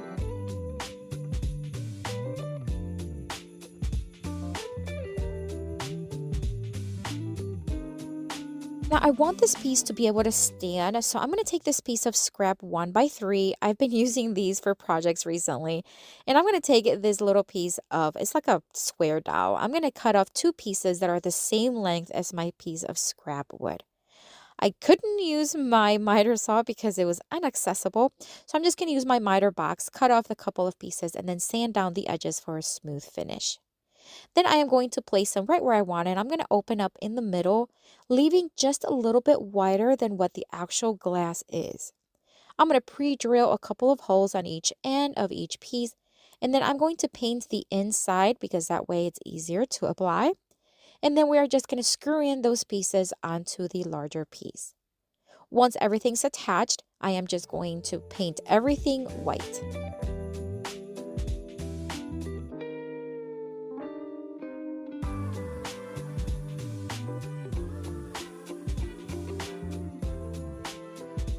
And let me show you how it looks. Doesn't that look so pretty? It's perfect. All right, I'm going to add some embellishments, although you can leave it as is. I'm going to add some greenery, combination of Dollar Tree as well as Amazon greenery picks. This beautiful poinsettia right in the center. And I'm going to add some LED lights. I just thought it called for it. I'm going to drill a couple of other screws in the back of the piece, so on each end. And now I'm going to just keep rolling around the wired LED lights until it is completely attached, and then hot glue the battery pack to the back. This is going to give it a magical touch, especially at night. Look how gorgeous this is. And wait until you see it in a darker room. Definitely one of my favorites. What do you think of this one?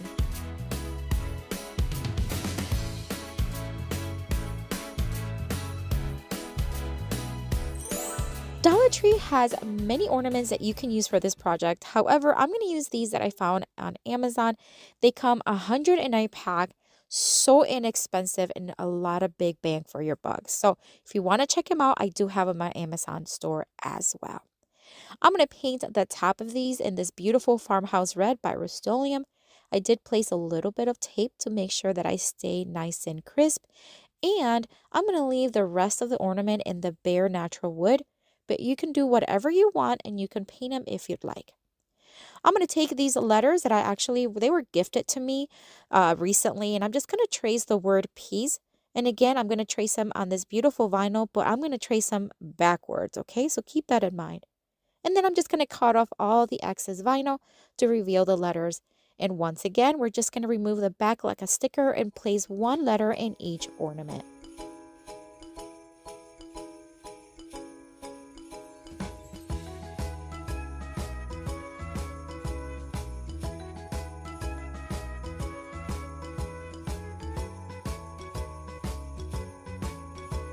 I want this ornament set to be either an ornament or something that you can place somewhere like hanging.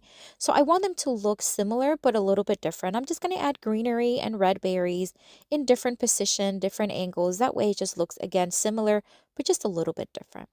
Now I want to be able to hang these if I want. So I'm going to take this striped ribbon that I got at Walmart and I'm just going to cut it into thinner strips so that it's easier to thread through the little hole.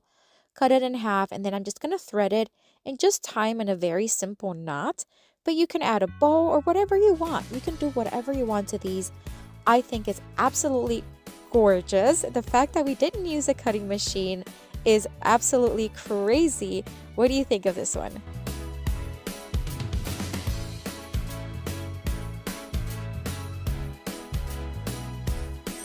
For this next Dollar Tree Christmas DIY craft, I'm going to take this wood round from Dollar Tree. You can find these pretty much year round. I'm going to paint this one white, but again, you can use any colors you want. I use Waverly chalk paint in the white, and we're going to bring in some Dollar Tree ornaments. Now, you can find all kinds of shapes and sizes and style. They often carry these that could be used for the previous project, by the way. I'm going to remove the little galvanized part of it, but we're not going to get rid of them because we're going to use them. Then we're going to take some more of that buffalo check red and black vinyl from Dollar Tree, and we're going to start giving each ornament a different look.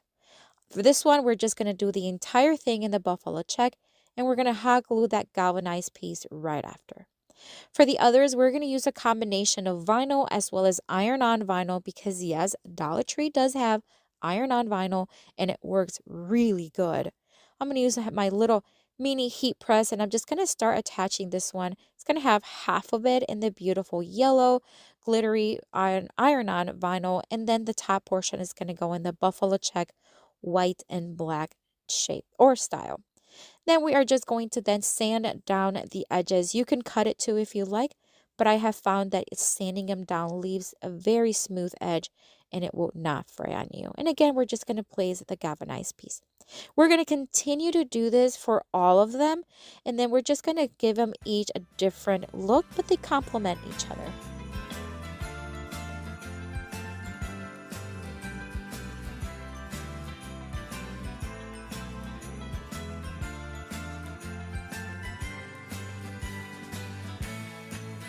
Once I had each ornament beautifully designed, we are going to hot glue them on the wood round. Now, recently I did a similar craft using window clings from Dollar Tree, so this will have a more 3D look.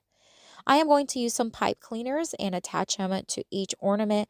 This is going to make it look like they're hanging from a branch. And we're going to cut off the excess after I have hot glued each ornament wherever I wanted them. I'm going to fold the excess pipe cleaner to the back. Then I'm going to hot glue it as well as add a little bit of masking tape. This is going to secure it in place and allow it not to go anywhere. We're going to flip it back over and now we're going to add some greenery. The greenery that I'm going to use again is a combination from Dollar Tree as well as Amazon. And I'm just going to hot glue them to the back. I'm going to keep it pretty simple, but I am going to add some glitter and some color just to bring those details from the ornaments. And then finally a bell. And look how stunning this looks. I got to tell you, you can use any combination of vinyl, any colors you want. I love the way this one turned out.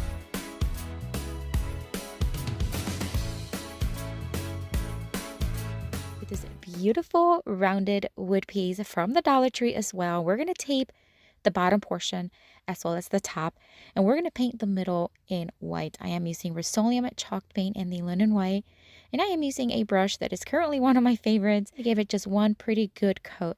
Remove the tape. I'm going to dry it, speed it up here a little bit using my heat gun, and then we're going to tape the white portion. We're going to paint the top with the Bear chalk paint in the cream, the mint. It's a beautiful kind of like a minty green color. One coat was sufficient. We're going to dry. Then we're going to use the rub-on transfer. These are beautiful for $1.25. This has a very vintage, very feminine look. I love it. I'm going to fold it in half just to kind of find the middle, and then I'm going to cut it because we are going to transfer it onto the bottom of this wood round. These rub-on transfers are really easy to use. You just remove the back and then you place them where you want to place them. And then you just have to have something harder to be able to rub it on with. I am using this little, it's like a little tiny spatula from Cricut, but you can use anything. You can use a popsicle stick, whatever you may have. And I have found that it's always better to rub and pull. You see how I'm pulling with one hand, rubbing with the other one? Works really well that way. So just a little trick for you. Then we're just going to add the other piece right next to it and do the same thing. Just rub on and then kind of lift as I'm pulling, lift as I'm rubbing, and that'll work really well. Now, I didn't paint low enough with the white, so once I had to transfer it, I did have to put tape on it and then paint that little space there in between the transfer and the white paint just to make sure everything looks nice and even. And that's it. Just give it that one coat, make sure it was pretty covered, and then remove the tape. Once everything was dry, then it's time to start adding some of the words here. I'm just going to use this leftover decal from the Dollar Tree. You know I love my Dollar Tree decals. I'm going to cut off the ends, but we're going to reuse some here in just a quick second. This Believe has a more of a metallic pink color. I think it worked really well with the transfer because it did have that pink in it. I'm just going to place it right in the center, and then the leftover little wiggly lines, we're just going to place them one on the top, one on the bottom, just to kind of fill in some of that white spots, and it did really well. Once I had that place where I wanted, then it's time to place some jute string. This one I got, I think it was Dollar Tree. Yeah, they have this one with the white. They also have a red and white, and then they also have a blue and white. And I got them all, and this one worked really well for this one. And then we're just gonna add some greenery, and we're gonna hot glue it. This is from Walmart, and nothing fancy. We're just gonna put greenery one to each side, and then in the center, I'm just going to place some pink flowers that I got at Dollar Tree, and they're just left over from another project. So I'm just going to cut them really close to the flower and then hot glue them to the center. And that's about it for this one. It's actually one of my favorites, which is probably why I placed it first, because I love the way it turned out. I think it's absolutely stunning. It's very bright, cheery, feminine, and that rub-on transfer, holy smokes, it's one of my favorites. So worth it for $1.25.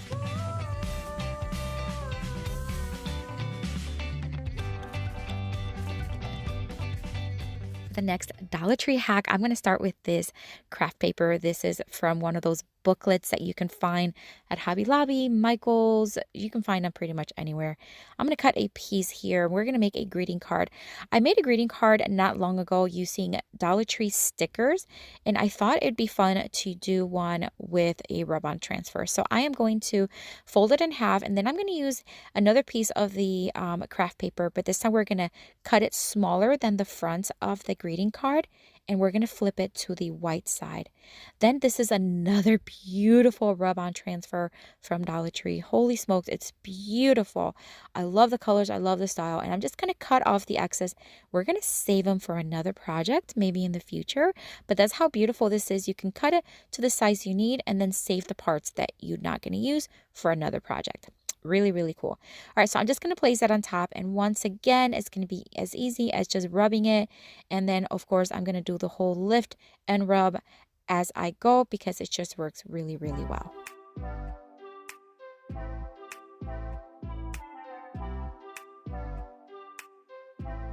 All right, so now it's time to add some glue to the back of the piece of paper.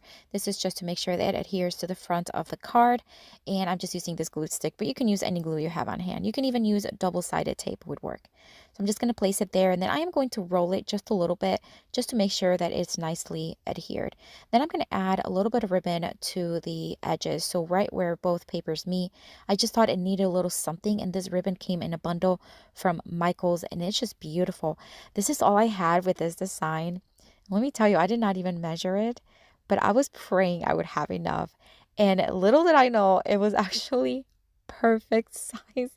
I was like, this never works like this. But yeah, I had maybe 3/4 of it, not even like a 1/4 of an inch left from the ribbon.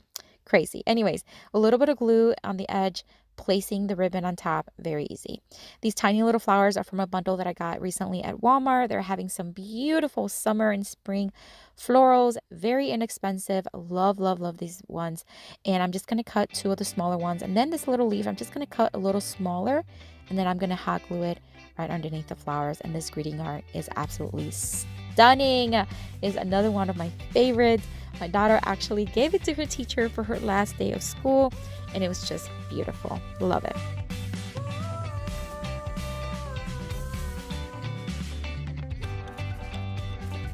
Next Dollar Tree hack, we are going to start with this home wooden sign from the Dollar Tree.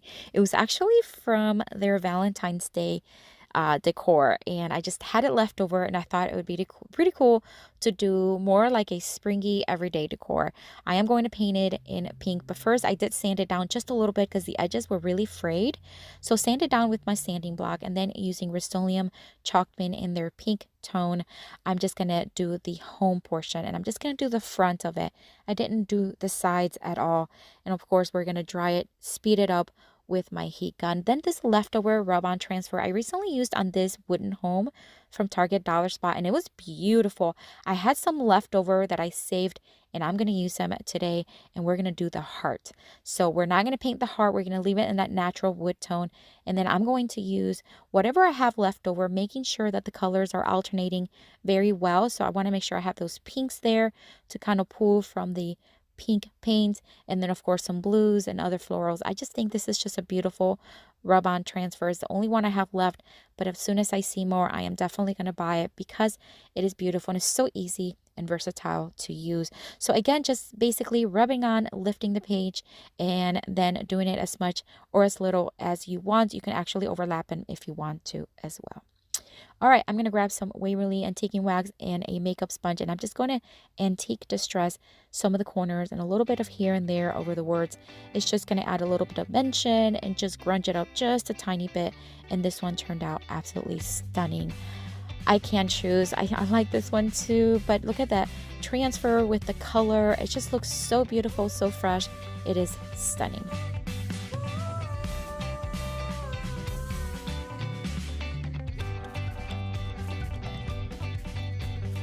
For the next Dollar Tree hack, I am going to make 2 bookmarks. Okay, so I know I made bookmarks recently also, but I've been on a bookmark kick, and I just love to give them away as gifts.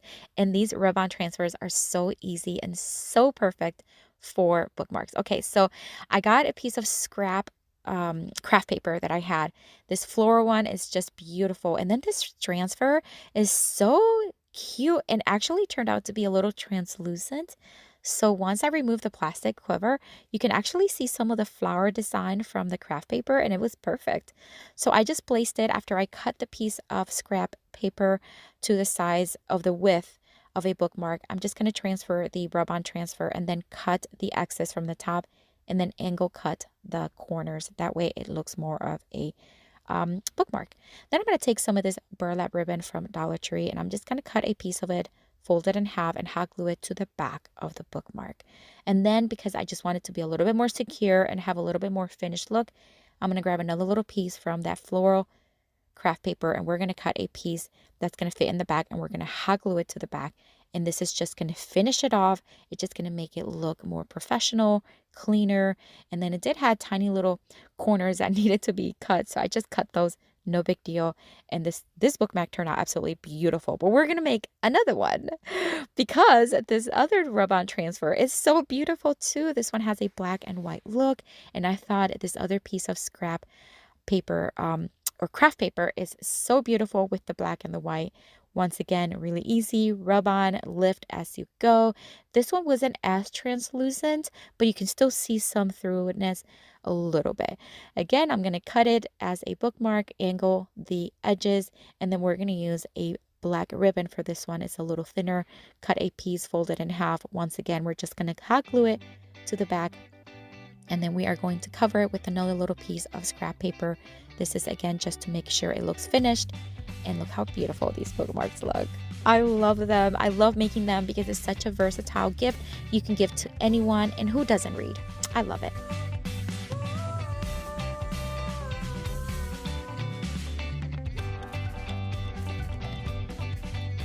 For the next Dollar Tree hack, I'm going to take these 3 little vases from the Target dollar spot. They were $3 for the bundle. Great deal. I actually thought they were matte, and they turned out to have this little glossy finish to them, which was fine. I got this rub-on transfer because they were so versatile. I love all the designs, and they have that long stripe kind of look. I'm going to cut one of them, and I'm going to place it on the bottom of the larger vase. And these rub-on transfers stuck really well. There's like no forgiving with this one. Once it's stuck, it's stuck. So just be careful when you are placing them on a shiny surface like this because they really stuck really well. There was no like rubbing needed. It literally is like a sticker. I placed it and pulled off the backing, and it stuck. Like it was that quick. So for the medium sized one, I placed it on the top, a different design. And then for the smaller, more circular round one, I'm going to cut these thinner ones, and I'm just going to place them going, instead of horizontally, going vertically. I thought that would be fun to do. So I'm going to cut them in strips that are fitting to the size of the vase, and I'm just going to place them, 4 of them actually, evenly separated. And again, it was really easy. It was a matter of placing them on, rubbing it just a little bit, and then removing it. And look how cute that looks. I did that 3 more times. And these little vases, again, they were $3 for the bundle. So inexpensive. But what I love is that you can use them as a bundle, like I did, and you're going to see in the picture in just a minute. But you can also use them separately anywhere in the house, but still cohesive, and I think it looks really cute. You can also paint them a different color if you want, and then put the transfers on top. I think they're very versatile, but beautiful. Anyways, I'm going to add some of these daisies right on the vases. I think it's going to look really cute and very summery, perfect for summer. We're just going to place a little bundle on each, and that's it for this one. Another beautiful one. This one was so easy. Oh, I can't believe it. I mean, it was just, it didn't even need to be rubbed on. It was just so easy. Love it.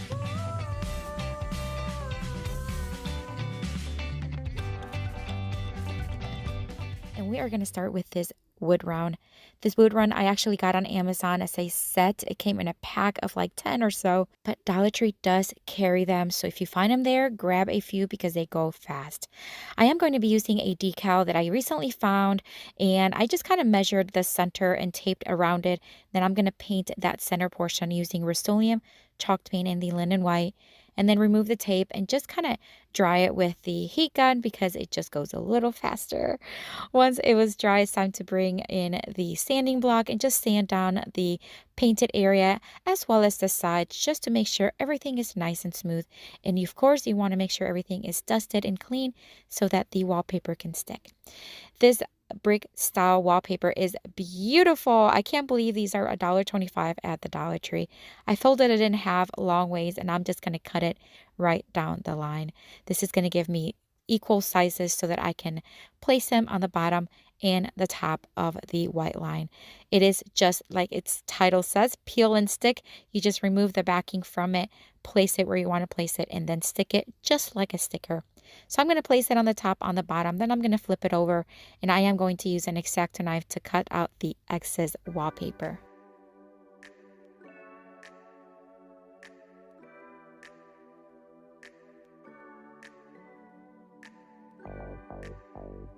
Using my sanding block, I'm just going to sand down the edges.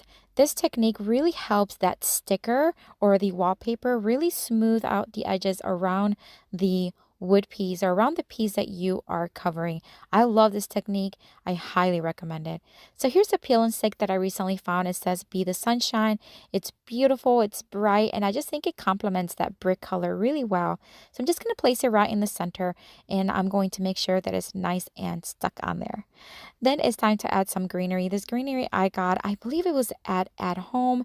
It's one of those that really dangles down. I cut off a branch that was just kind of dangling enough to the side, and then I cut a smaller one to just fill in that top portion. I'm going to mark a couple of dots where I need to drill a couple of holes. I just figured it would be easier to make sure that it is stuck on there with some jute string rather than just hot glue. Although I did add some hot glue to make sure it is really, really secure, but adding the jute string and tying it on the back really helps that greenery stick on there very well.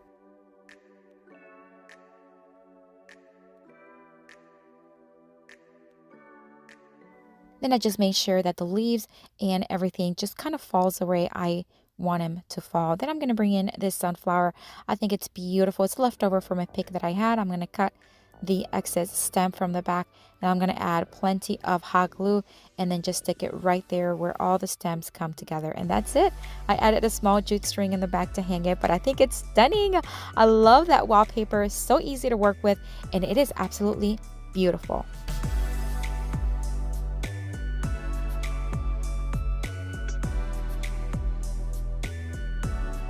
For the next Dollar Tree wallpaper hack, I'm going to use this beautiful leaf printed one. It has such a tropical Miami feel to it. I love it. So this is what the wallpaper looks like in the back. It just gives you a few instructions if you need them, but they're really easy to work with. It does have a slit in the back already cut, where it makes it really easy to remove the backing. I really, really love these. So this little serving tray I got at the Target dollar spot. It was $5, but boy, is it a cutie. I love the little legs. I love that it can stand. You can actually have a little bit of an elevation if you're serving and have multiple levels. Beautiful. I'm going to use a 220 grit sandpaper just to kind of sand down the surface of it. Make sure that it's nice and smooth, and then of course wipe it really, really well. Then I'm going to place the tray right on top of the wallpaper. The wallpaper is flipped upside down. I'm just going to mark with the pencil. I am marking about 1/8 of an inch outside of the tray. So I'm going to have a little bit of a give. This is going to allow me to cut and make sure that I am going to have enough to cover the entire tray. And I'm just going to cut it using my scissors. I'm just about done with this one. I'm just going to peel off the back of it, and then we are going to place it right on top of the tray. Really easy, very easy, everyone can do. I want to make sure that it's stuck really, really well, so I am going to also roll it with my roller. That way, it'll make sure there are no bubbles, although I noticed that there is not a lot of bubbles that you get with these. It's not like when you are placing vinyl. I really like the texture of this wallpaper. Using the sanding block, once again, I'm just going to sand down all those edges, removing the excess wallpaper, but also giving it a very smooth finish. Love this tray. It has such a summer vibe. I love that you can use it with or without the wallpaper because it's easily removable.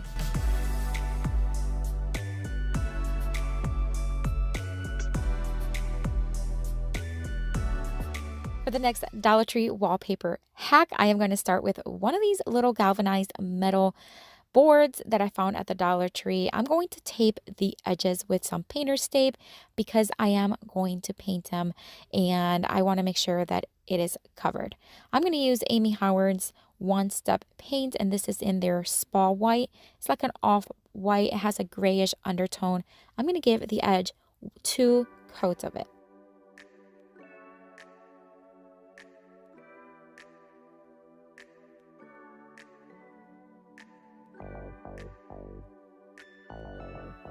I am going to remove the tape as soon as it is dry, and then we are going to start getting ready to add the wallpaper. The wallpaper that I am adding for this one has a shiplap kind of wooden look. I am going to mark with a pencil to know where I need to cut, and again, I'm leaving just a little bit outside excess wallpaper. That way it gives me a little bit of wiggle room.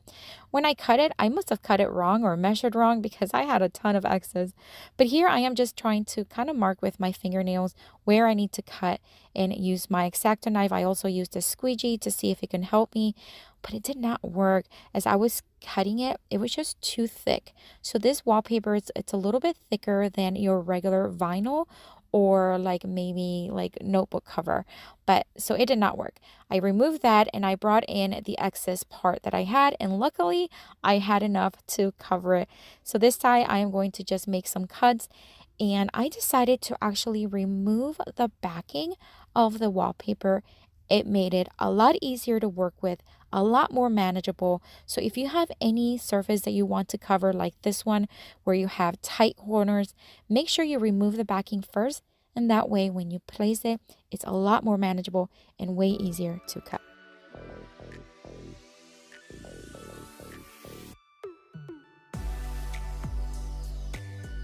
I found that X-Acto knives really work well for these corners, but honestly, it's not perfect. Even with the backing off of it and it being a lot more manageable, it's still cut to where you can still see some of the galvanized metal behind it.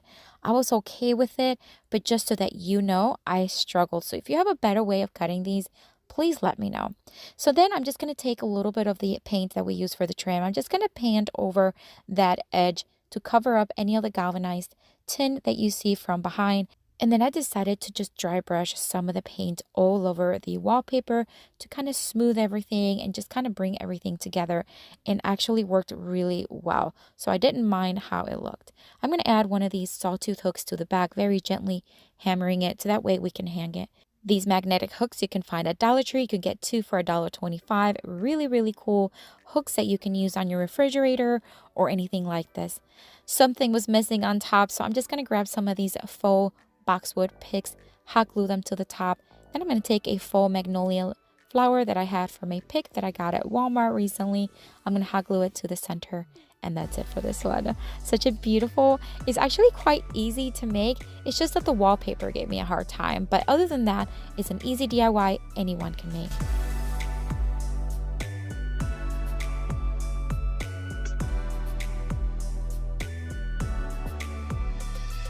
For the next Dollar Tree wallpaper hack, I'm going to take this cookie sheet and I'm going to remove the paper. Have you ever removed this paper? I don't remember it being so difficult. It took me like 5 minutes. No joke. And it still was not completely off. I used my heat gun to soften it. It removed a lot of it, but it still had a lot of it. But moving along, I am going to spray paint the edge using this metallic golden tone by Rust-Oleum. I took it outside. It's a beautiful day today. I'm just going to spray the edges.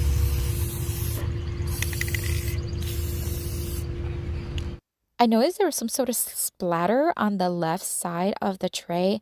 Not sure what is happening there, but nonetheless, it still looked okay. I'm going to flip it over, and the wallpaper we're going to use is this one that has golden and white stripes. It is absolutely beautiful. I'm just going to kind of press on the edges. This is going to give me a really good measurement or where to cut so that I have a almost perfect cut for the inside of the tray.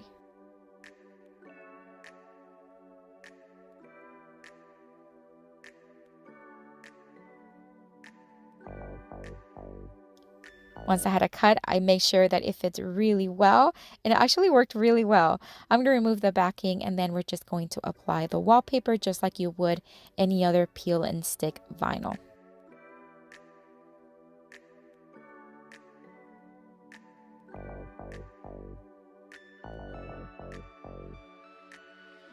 And we are going to keep this one extremely simple. This is such a versatile tray.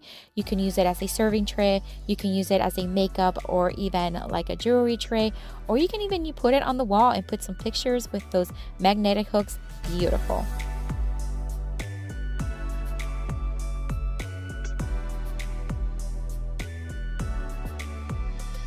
For the next Dollar Tree wallpaper hack, I'm going to take this leftover Christmas sign and remove the string, and I'm also going to sand down all of the glitter that's on it.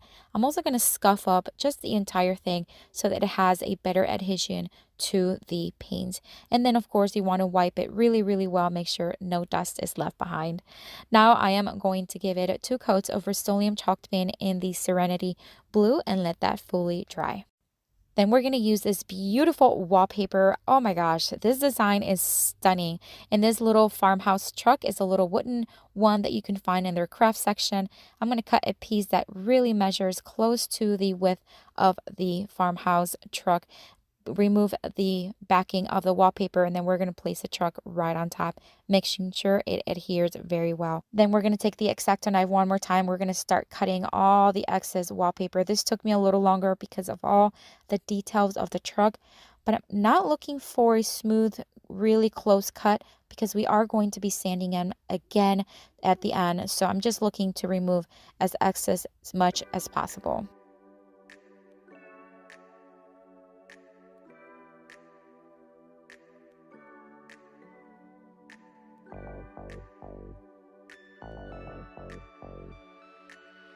On the tire area, it was easier to just kind of poke it and then just kind of slice instead of cut.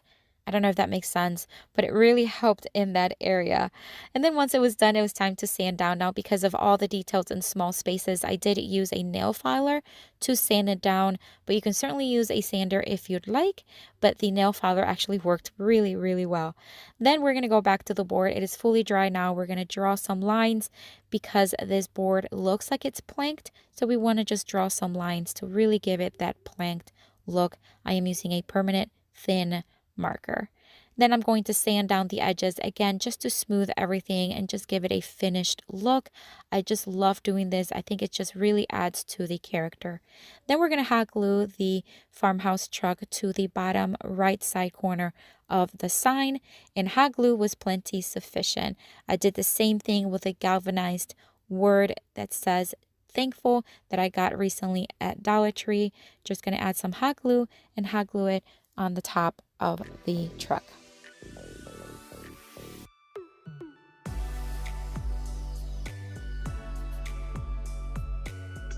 I am now going to take some faux boxwood and I am going to take 4 little picks, bundle them together, tie them together with some jute string, and then hot glue it to the left side corner of the sign.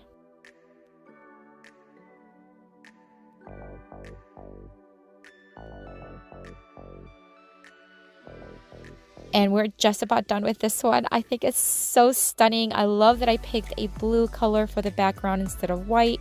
That truck and that wallpaper, wow, definitely one of my favorites from today. Love it.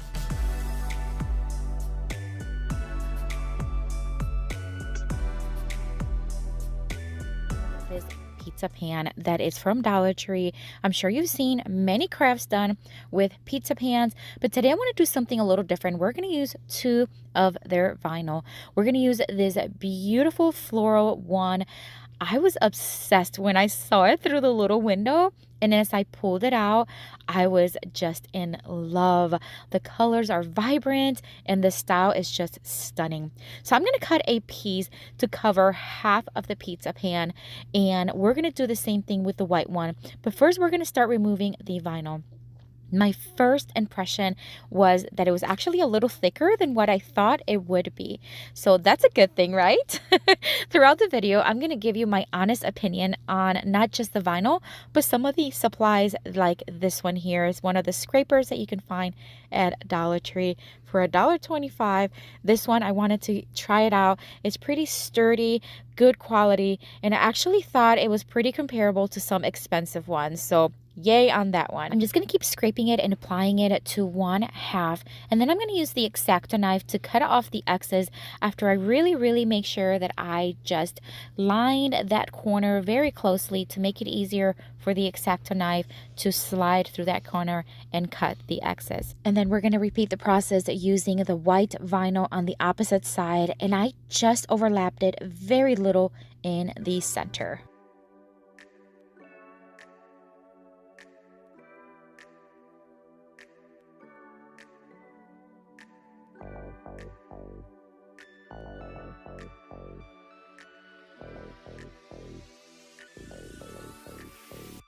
All right, so I'm just going to remove the excess white vinyl just like I did with the floral one. And it was actually quite easy. The vinyl cuts really well. And I think both of them have the same texture, except for the white one maybe is a little thicker. Maybe it was just me, but I just felt like it was just a little thicker than the floral one. I'm going to grab some of this eucalyptus picks that I get at Walmart, and I'm going to cut 4 little branches off of it. Then I'm going to tie it in the middle and secure with some jute white string that I have on hand and secure it with hot glue. And then we're going to place some hot glue towards the center at the top, and that way it'll add texture and some greenery that I just love. I'm going to loop some jute string to the back of it. I'm going to hot glue it and tape it just to secure it, and that way we can hang it from. But I love this one. It's like a little dry erase board on one side and a magnetic maybe photo or key holder. Love it.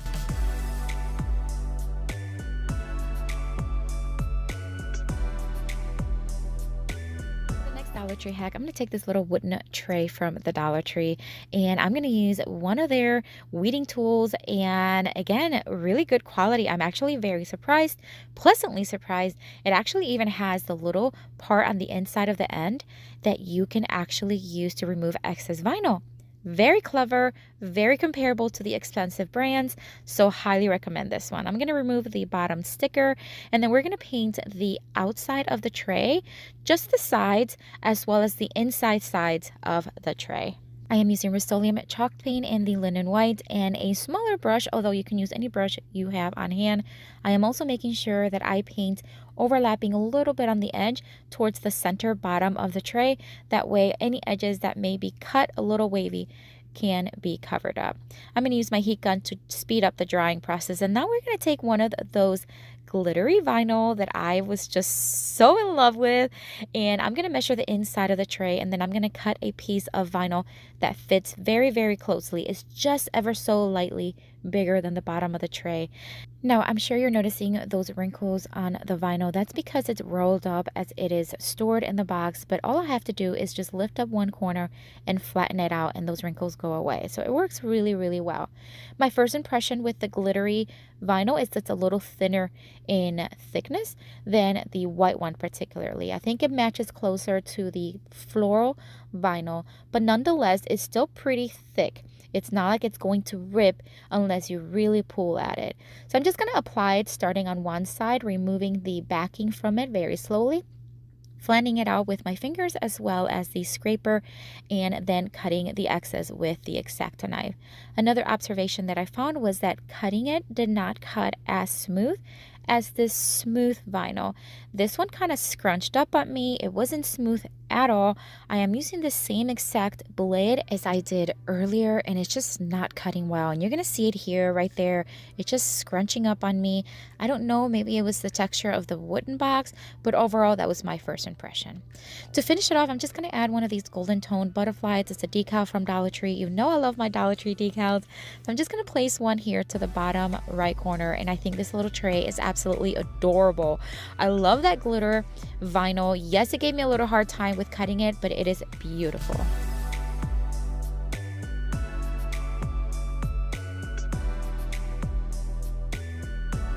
For the next Dollar Tree vinyl hack, I'm going to take one of these wooden rounds that I got this one on Amazon, but Dollar Tree does carry them. I just haven't seen them in my Dollar Tree.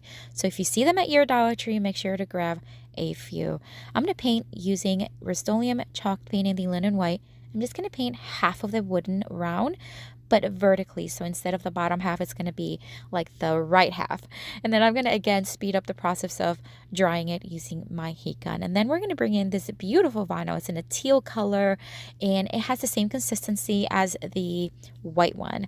And I'm just going to cover the left side of the wooden round. So I'm just going to cut off a piece. Now this time I couldn't do it long ways because the vinyl is only 12 inches wide, but I was able to do it sideways, like, wide ways. So you know what I mean. And I'm just going to cover it. I'm going to start placing it, slowly removing the backing and smoothing it out with my hands as well as the Dollar Tree scraper.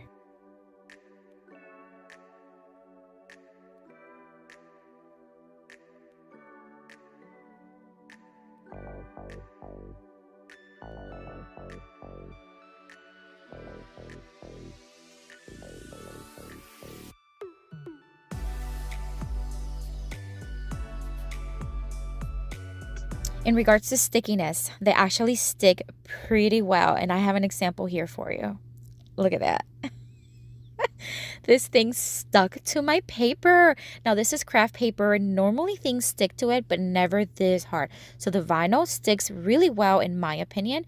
In all the surfaces that I've stuck them on so far, it really sticks really well. So yay on that also. So I'm going to use the X-Acto knife to cut off the excess vinyl. And you see there the edges when you cut it, it doesn't cut off really, really close as you want. So I tried my little technique of using my sanding block to remove the excess edge vinyl, and it worked really, really well. I did this same technique recently with the peel and stick wallpaper from Dollar Tree, and it works just as well with vinyl. I'm going to sand smooth the white side just to make sure that it's smooth, and then wipe it really, really well. I am now going to take this decal that says Find Beauty in the Rain. I just thought the colors really matched the nice teal color, so I'm going to start cutting words and phrases and pieces off of it so that I can then dry fit them on the side that is white the best that I can because it wasn't thick enough to cover the entire white part. So I'm going to do my very best. I'm going to start removing it from the backing. I'm going to remove the backing and work my way up from the bottom. And I do have some excess raindrops that I have left over.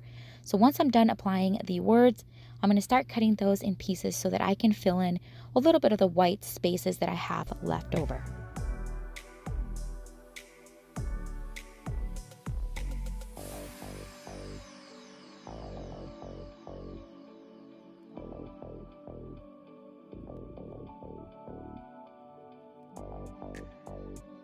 And then once I had everything applied, I am going to flip it over and just cut off some of the excess decal that is overflowing from the edge and sand down those edges so that they are smooth to the edge. Then I'm going to seal everything using a Minwax polyacrylic in the semi-gloss for two things. One, I want the decal to stick really well, although they stick for me really well. But this is because the decal has a shiny finish and the paint had a matte finish. You really could see that decal a lot. I didn't like that. So I applied one coat of the Minwax polyacrylic in the semi-gloss, and that added a little bit of gloss, which made everything blend a little better. I added some greenery to the left side where the vinyl is, and this leftover arrangement that I had from a previous DIY, I just hot glued it to the center, and I think this is stunning. I love the way it turned out. I love that vinyl color. I think it's beautiful.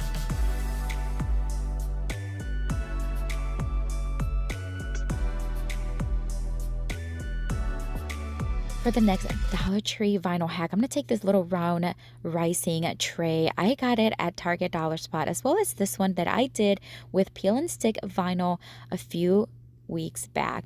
This time we're going to give it a whole different look. I love that it has these little folding legs that you can create levels of trays, whether it's for decorative purposes or serving food. I'm going to give the top 2 coats of Rust-Oleum chalk paint in the linen white.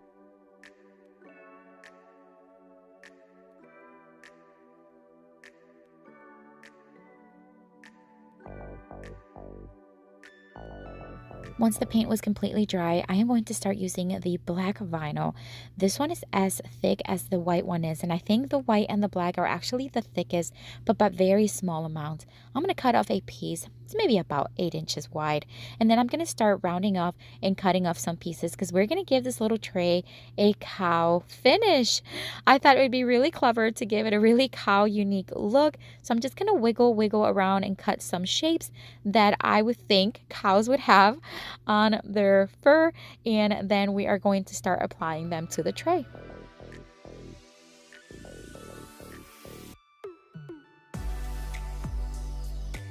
There's no right or wrong way to apply these, really. I was just following my instincts to see where it looks better, and as a matter of fact, I didn't even use all of my shapes, but I did use 4 of them.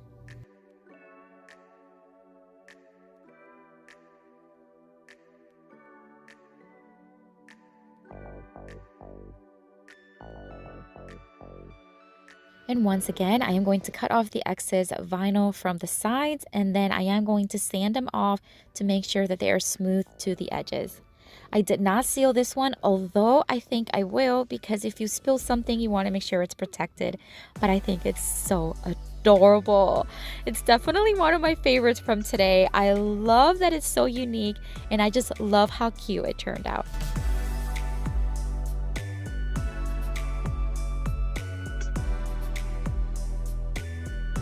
For this Dollar Tree hack, we're going to start with this wooden round. Now, Dollar Tree carries wooden rounds. They're a little thinner than this one. This one I just had on hand is from the Target Dollar Spot, and it was $3. I thought it was a pretty good deal. It is 2-sided. One side is a chalkboard. The other side is more of a wood tone, but we are going to give the wood side 2 coats of Rust-Oleum chalk paint in the linen white.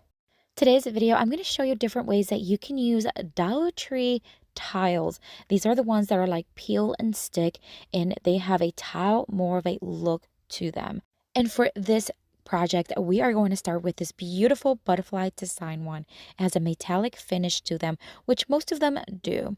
I am going to remove the backing from it just like a sticker and place it right in the center. This wood round is going to be such a beautiful, vibrant, summer-like wood round I think anyone would love. I'm going to take some of this boxwood and I'm just going to cut a few pieces from it, as well as these purple flowers from Dollar Tree. I'm going to tie them in the center like a little swag for the wood round, and then we're going to do that using some jute string from Amazon.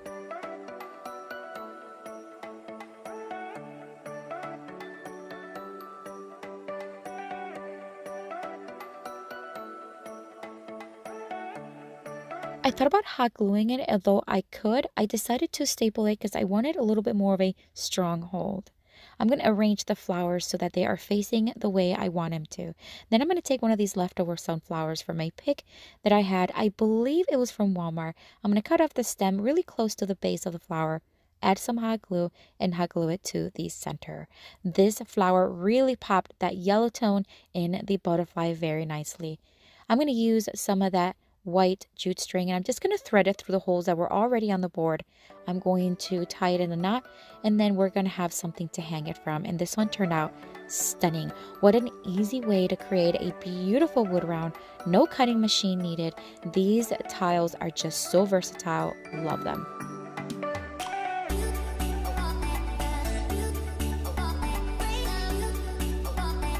Dollar Tree hack, I'm going to show you the difference between two types of tiles that Dollar Tree carries. They have a smaller one and a larger one. Today we're going to be working mostly with the smaller ones, but I wanted to give that larger one a try. The larger one has a little bit more of a plastic feel, where the smaller ones have a little bit more of a paper feel. This one, I thought it would work for the next project. It did not, but I want to show you why. So once I have everything open and took everything out from the packaging, I'm going to take one of these wooden hearts from the Dollar Tree. The crafting sections have many wood blanks, and this heart is one of them. I'm going to remove the plastic backing from the tile, place the heart on top, and then cut the excess. Once I started cutting the excess, I realized that this tile has two separate pieces of paper or plastic, one with the sticky side and one with the design. Once I cut the edges, it was no longer sticking with the design. It was just the sticky part covering it. So I removed it and then went on to work with the smaller one. I placed one of these beautiful bronze ones right in the center of the heart and cut off the excess. At first, I thought I was just going to leave the design right in the center of the heart and leave those corners bare. So I went on to sanding down the edges. I have found that sanding down the edges using wall decals, using these tiles, or even the peel and stick wallpaper works really well to smooth down those edges. I changed my mind and then I took off the leftover cutouts to cover additional spots in the heart. Now, I thought I would then leave it just like this, leaving a little bit of the top and a little bit of the bottom of the heart bare. And I went on to painting. I think you know where I'm going with this, right? So after I applied the first coat of paint, I thought, oh yeah, it'll work out. I just did not like it. I just felt like it needed to have those spots covered. So I took the second tile that I had with the same design and I cut off a piece of it, and I'll show you here in a minute. I'm going to take the board that I'm actually going to be working with. This is another one from Target Dollar Spot. It was $5. Such a great size board. The sawtooth hooks were on one side because it was a vertical board, but we're going to turn it into a horizontal board. So I'm going to move them to the one side and use the same little screws to secure them in place. Using my Cricut, I cut out a scriptures from Proverbs because I thought it was very appropriate for the sign. If you do not have a Cricut, you can always use decals that you can find at the Dollar Tree, or you can even add a flower arrangement next to the heart. You'll see what I'm talking about, and I think that will look very pretty. In this case, I do want to sell this board, and I wanted to have a nice scripture message. After I weeded the design and added some transfer tape, I'm going to place it towards the right side of the board. The black and the white just look so good together. So here's the part where I just decided to take one of those tiles, cut off a piece, and then add it to those little bare edges, and it looked so much better. I just felt like it didn't look as finished as I wanted to. So it was worth the work. All right, moving along. I did give 2 coats of Rust-Oleum chalk tint to the heart and it's drying. I'm going to cut out 4 pieces of this foam core from Dollar Tree and I'm going to hot glue them to the back of the heart. 2 and 2. So I want the heart to be hot glued to the left side of the board, but I want it to have a little bit more of a 3D look and have a little bit of space behind the heart. And that's exactly what I did. And it worked out so well. And because it's so light, hot glue is plenty sufficient. I'm going to add another little swag for this one using the same boxwood picks, and then I'm just going to tie it in the center just like I did the other one with the same white jute string. For this one, I decided to do both hot glue and staples to secure it in place. I do want to make a note that the design on the heart, it's hard to see because of the color, but it is there, it is textured, and it is beautiful. Now I'm going to take one of these magnolia flowers that I got at Walmart, cut off the stem really close to the base, hot glue it to the center, and I think this one is stunning. It's definitely one of my favorites. I love the black and white look. It is so timeless. And of course, I love the scripture, so it is just perfect.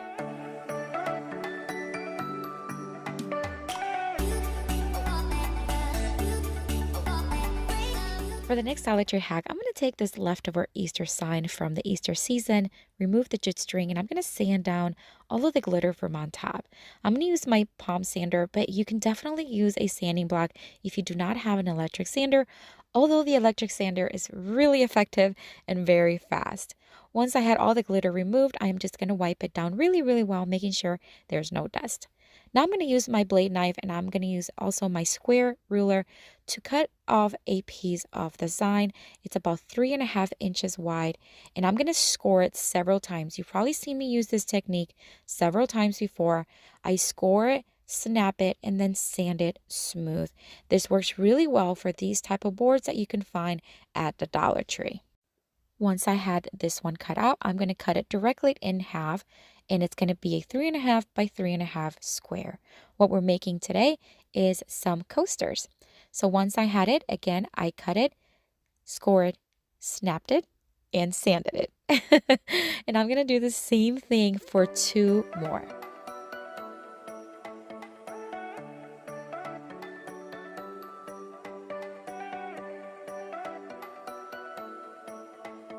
All right, now that we have 4 of them nicely sanded, I'm going to take the tile. This one is a beautiful golden tone one, and I'm going to place each square on each corner. Not necessarily need to be in each corner. This is just how I decided to place them. But then I'm just going to use my X-Acto knife and remove the excess tile.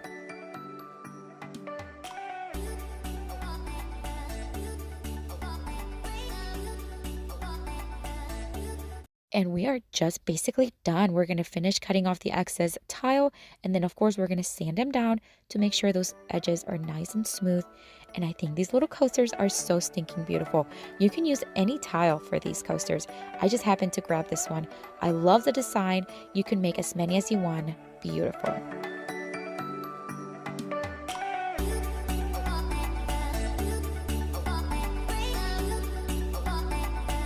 For the next Dollar Tree hack, I'm going to take one of these little wooden crates from Dollar Tree. You know what I'm talking about. They're everywhere at Dollar Tree. They have different styles. I got this one, and I'm going to paint the sides and the bottom of the box using Rust-Oleum chalk paint and the linen white. As a matter of fact, I just told you about my Amazon store. These brushes are amazing, such good quality, and I get them on Amazon, and they are in my Amazon store. All right, here's the towel that we're going to use for this one. This beautiful metallic silver one. I'm going to cut it in half and then place it covering each long side of the little box. And then, of course, using the X-Acto knife, we are going to cut off the excess tile.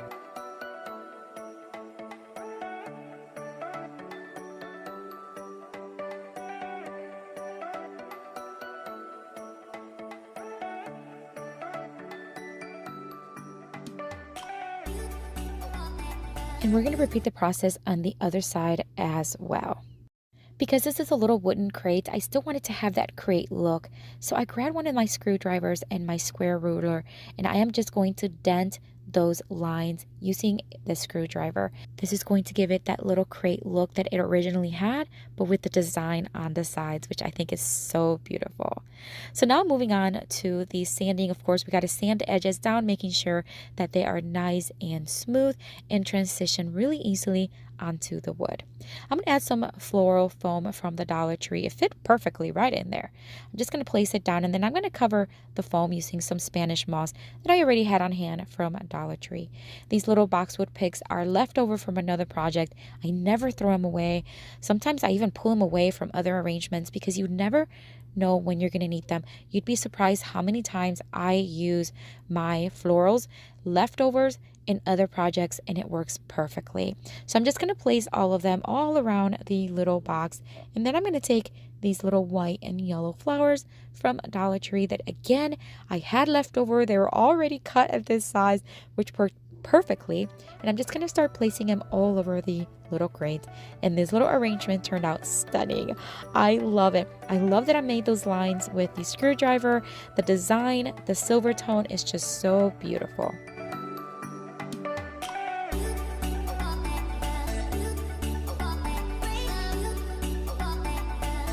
Simple one. I thrifted this board for 99 cents. I thought it was such a great deal. I actually found two, but we're going to be working with one of them right now. I am going to paint the edges and a little bit of the inside edges with Rust-Oleum chalk paint and the linen white, and I'm going to give it 2 coats.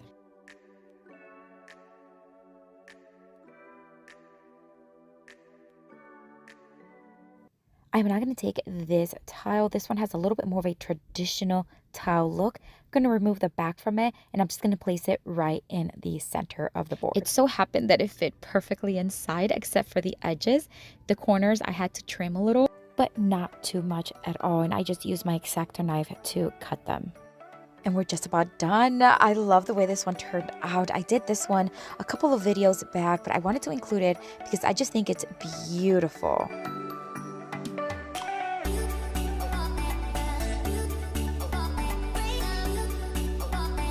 My recent trip to the thrift store, I hit the jackpot, my friend. These vases and these containers are so gorgeous. This one, you can tell it was a former candle, but I brought it home because I love that wooden cap. I quickly gave it a quick scrub. It wasn't in horrible shape, but it did have some dust. I removed all the stickers from the bottom, making sure that it was nice and clean. And then I'm going to take it outside and spray paint it with this Rust-Oleum satin spray paint in the white.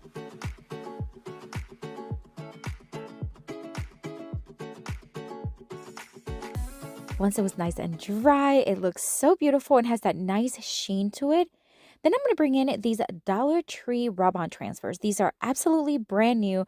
I've never seen them before, and they have parchment paper instead of plastic, which was really interesting. This one here has a bee shape and some flowers, but I'm going to use a little bee one because I just think it would look adorable on this vase.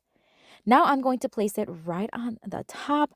And the key that I've learned with these rub-on transfers is you want to keep them as sturdy as possible. If they move a little bit, it will smear on you. I'm just going to scrape it on, but you can use anything you want on hand, either a credit card or even your fingernail might even work. Once I had it rubbed on, I'm just going to remove it, and it has that natural distressed look that makes it look very vintage. I am obsessed with the way this little jar turned out. Once I place that wooden cap right back on it, stunning. Let me show you what it looked like before. And this is what it looks like now. It is fresh, it is brand new to me, and I love it. I cannot wait to display it in my own home decor. Love it.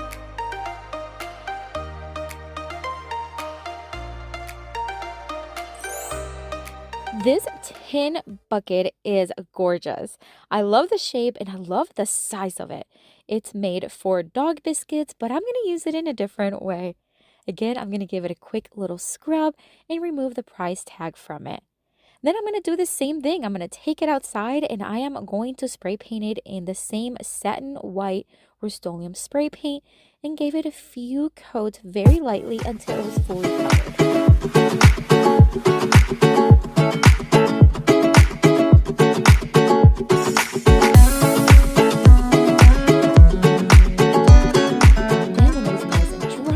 Back inside, and we're going to do the same thing. I like placing a towel underneath the container. That way it keeps it from moving. And this rub-on transfer is stunning. It has a script to it. And I just thought it would be perfect for this container because it was large enough to cover the front area. I'm going to place it right in the center of the front and just scrape it on like I did the previous one. All right, so I'm just going to lift the parchment paper and look how beautiful that looks. It has, again, that distressed look. I did not seal these, but you can if you want. They didn't seem like they were going to rub off after they were nice and dry. Let me remind you what the container looked like before. And this is what it looks like now. I think it's so stunning. I love this white, fresh farmhouse style look. But of course, you can use any color and design you want.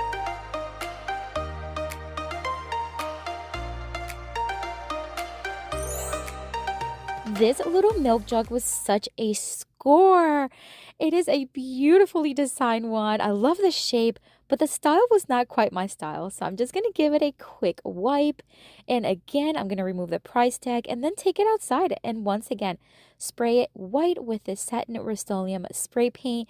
Gave it a few coats until it was fully covered. And then once it was dry, I just brought it right back in. And you can see that it's nicely covered. I'm going to place it on my towel and I'm going to bring in another rub-on transfer. This one has a different script on it and a little flower in the center. I'm going to cut it off and I'm going to place it right in the front. Nothing new, just going to scrape it once again.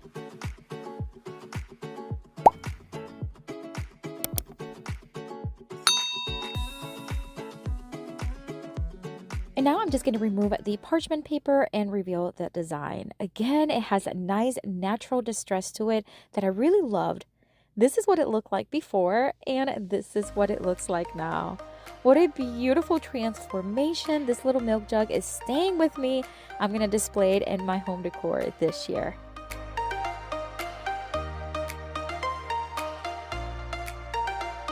Let me know which one is your favorite. And I have another video here for you with tons of Dollar Tree DIY crafts inspiration. Check it out. I'll see you later and have a blessed day. Bye.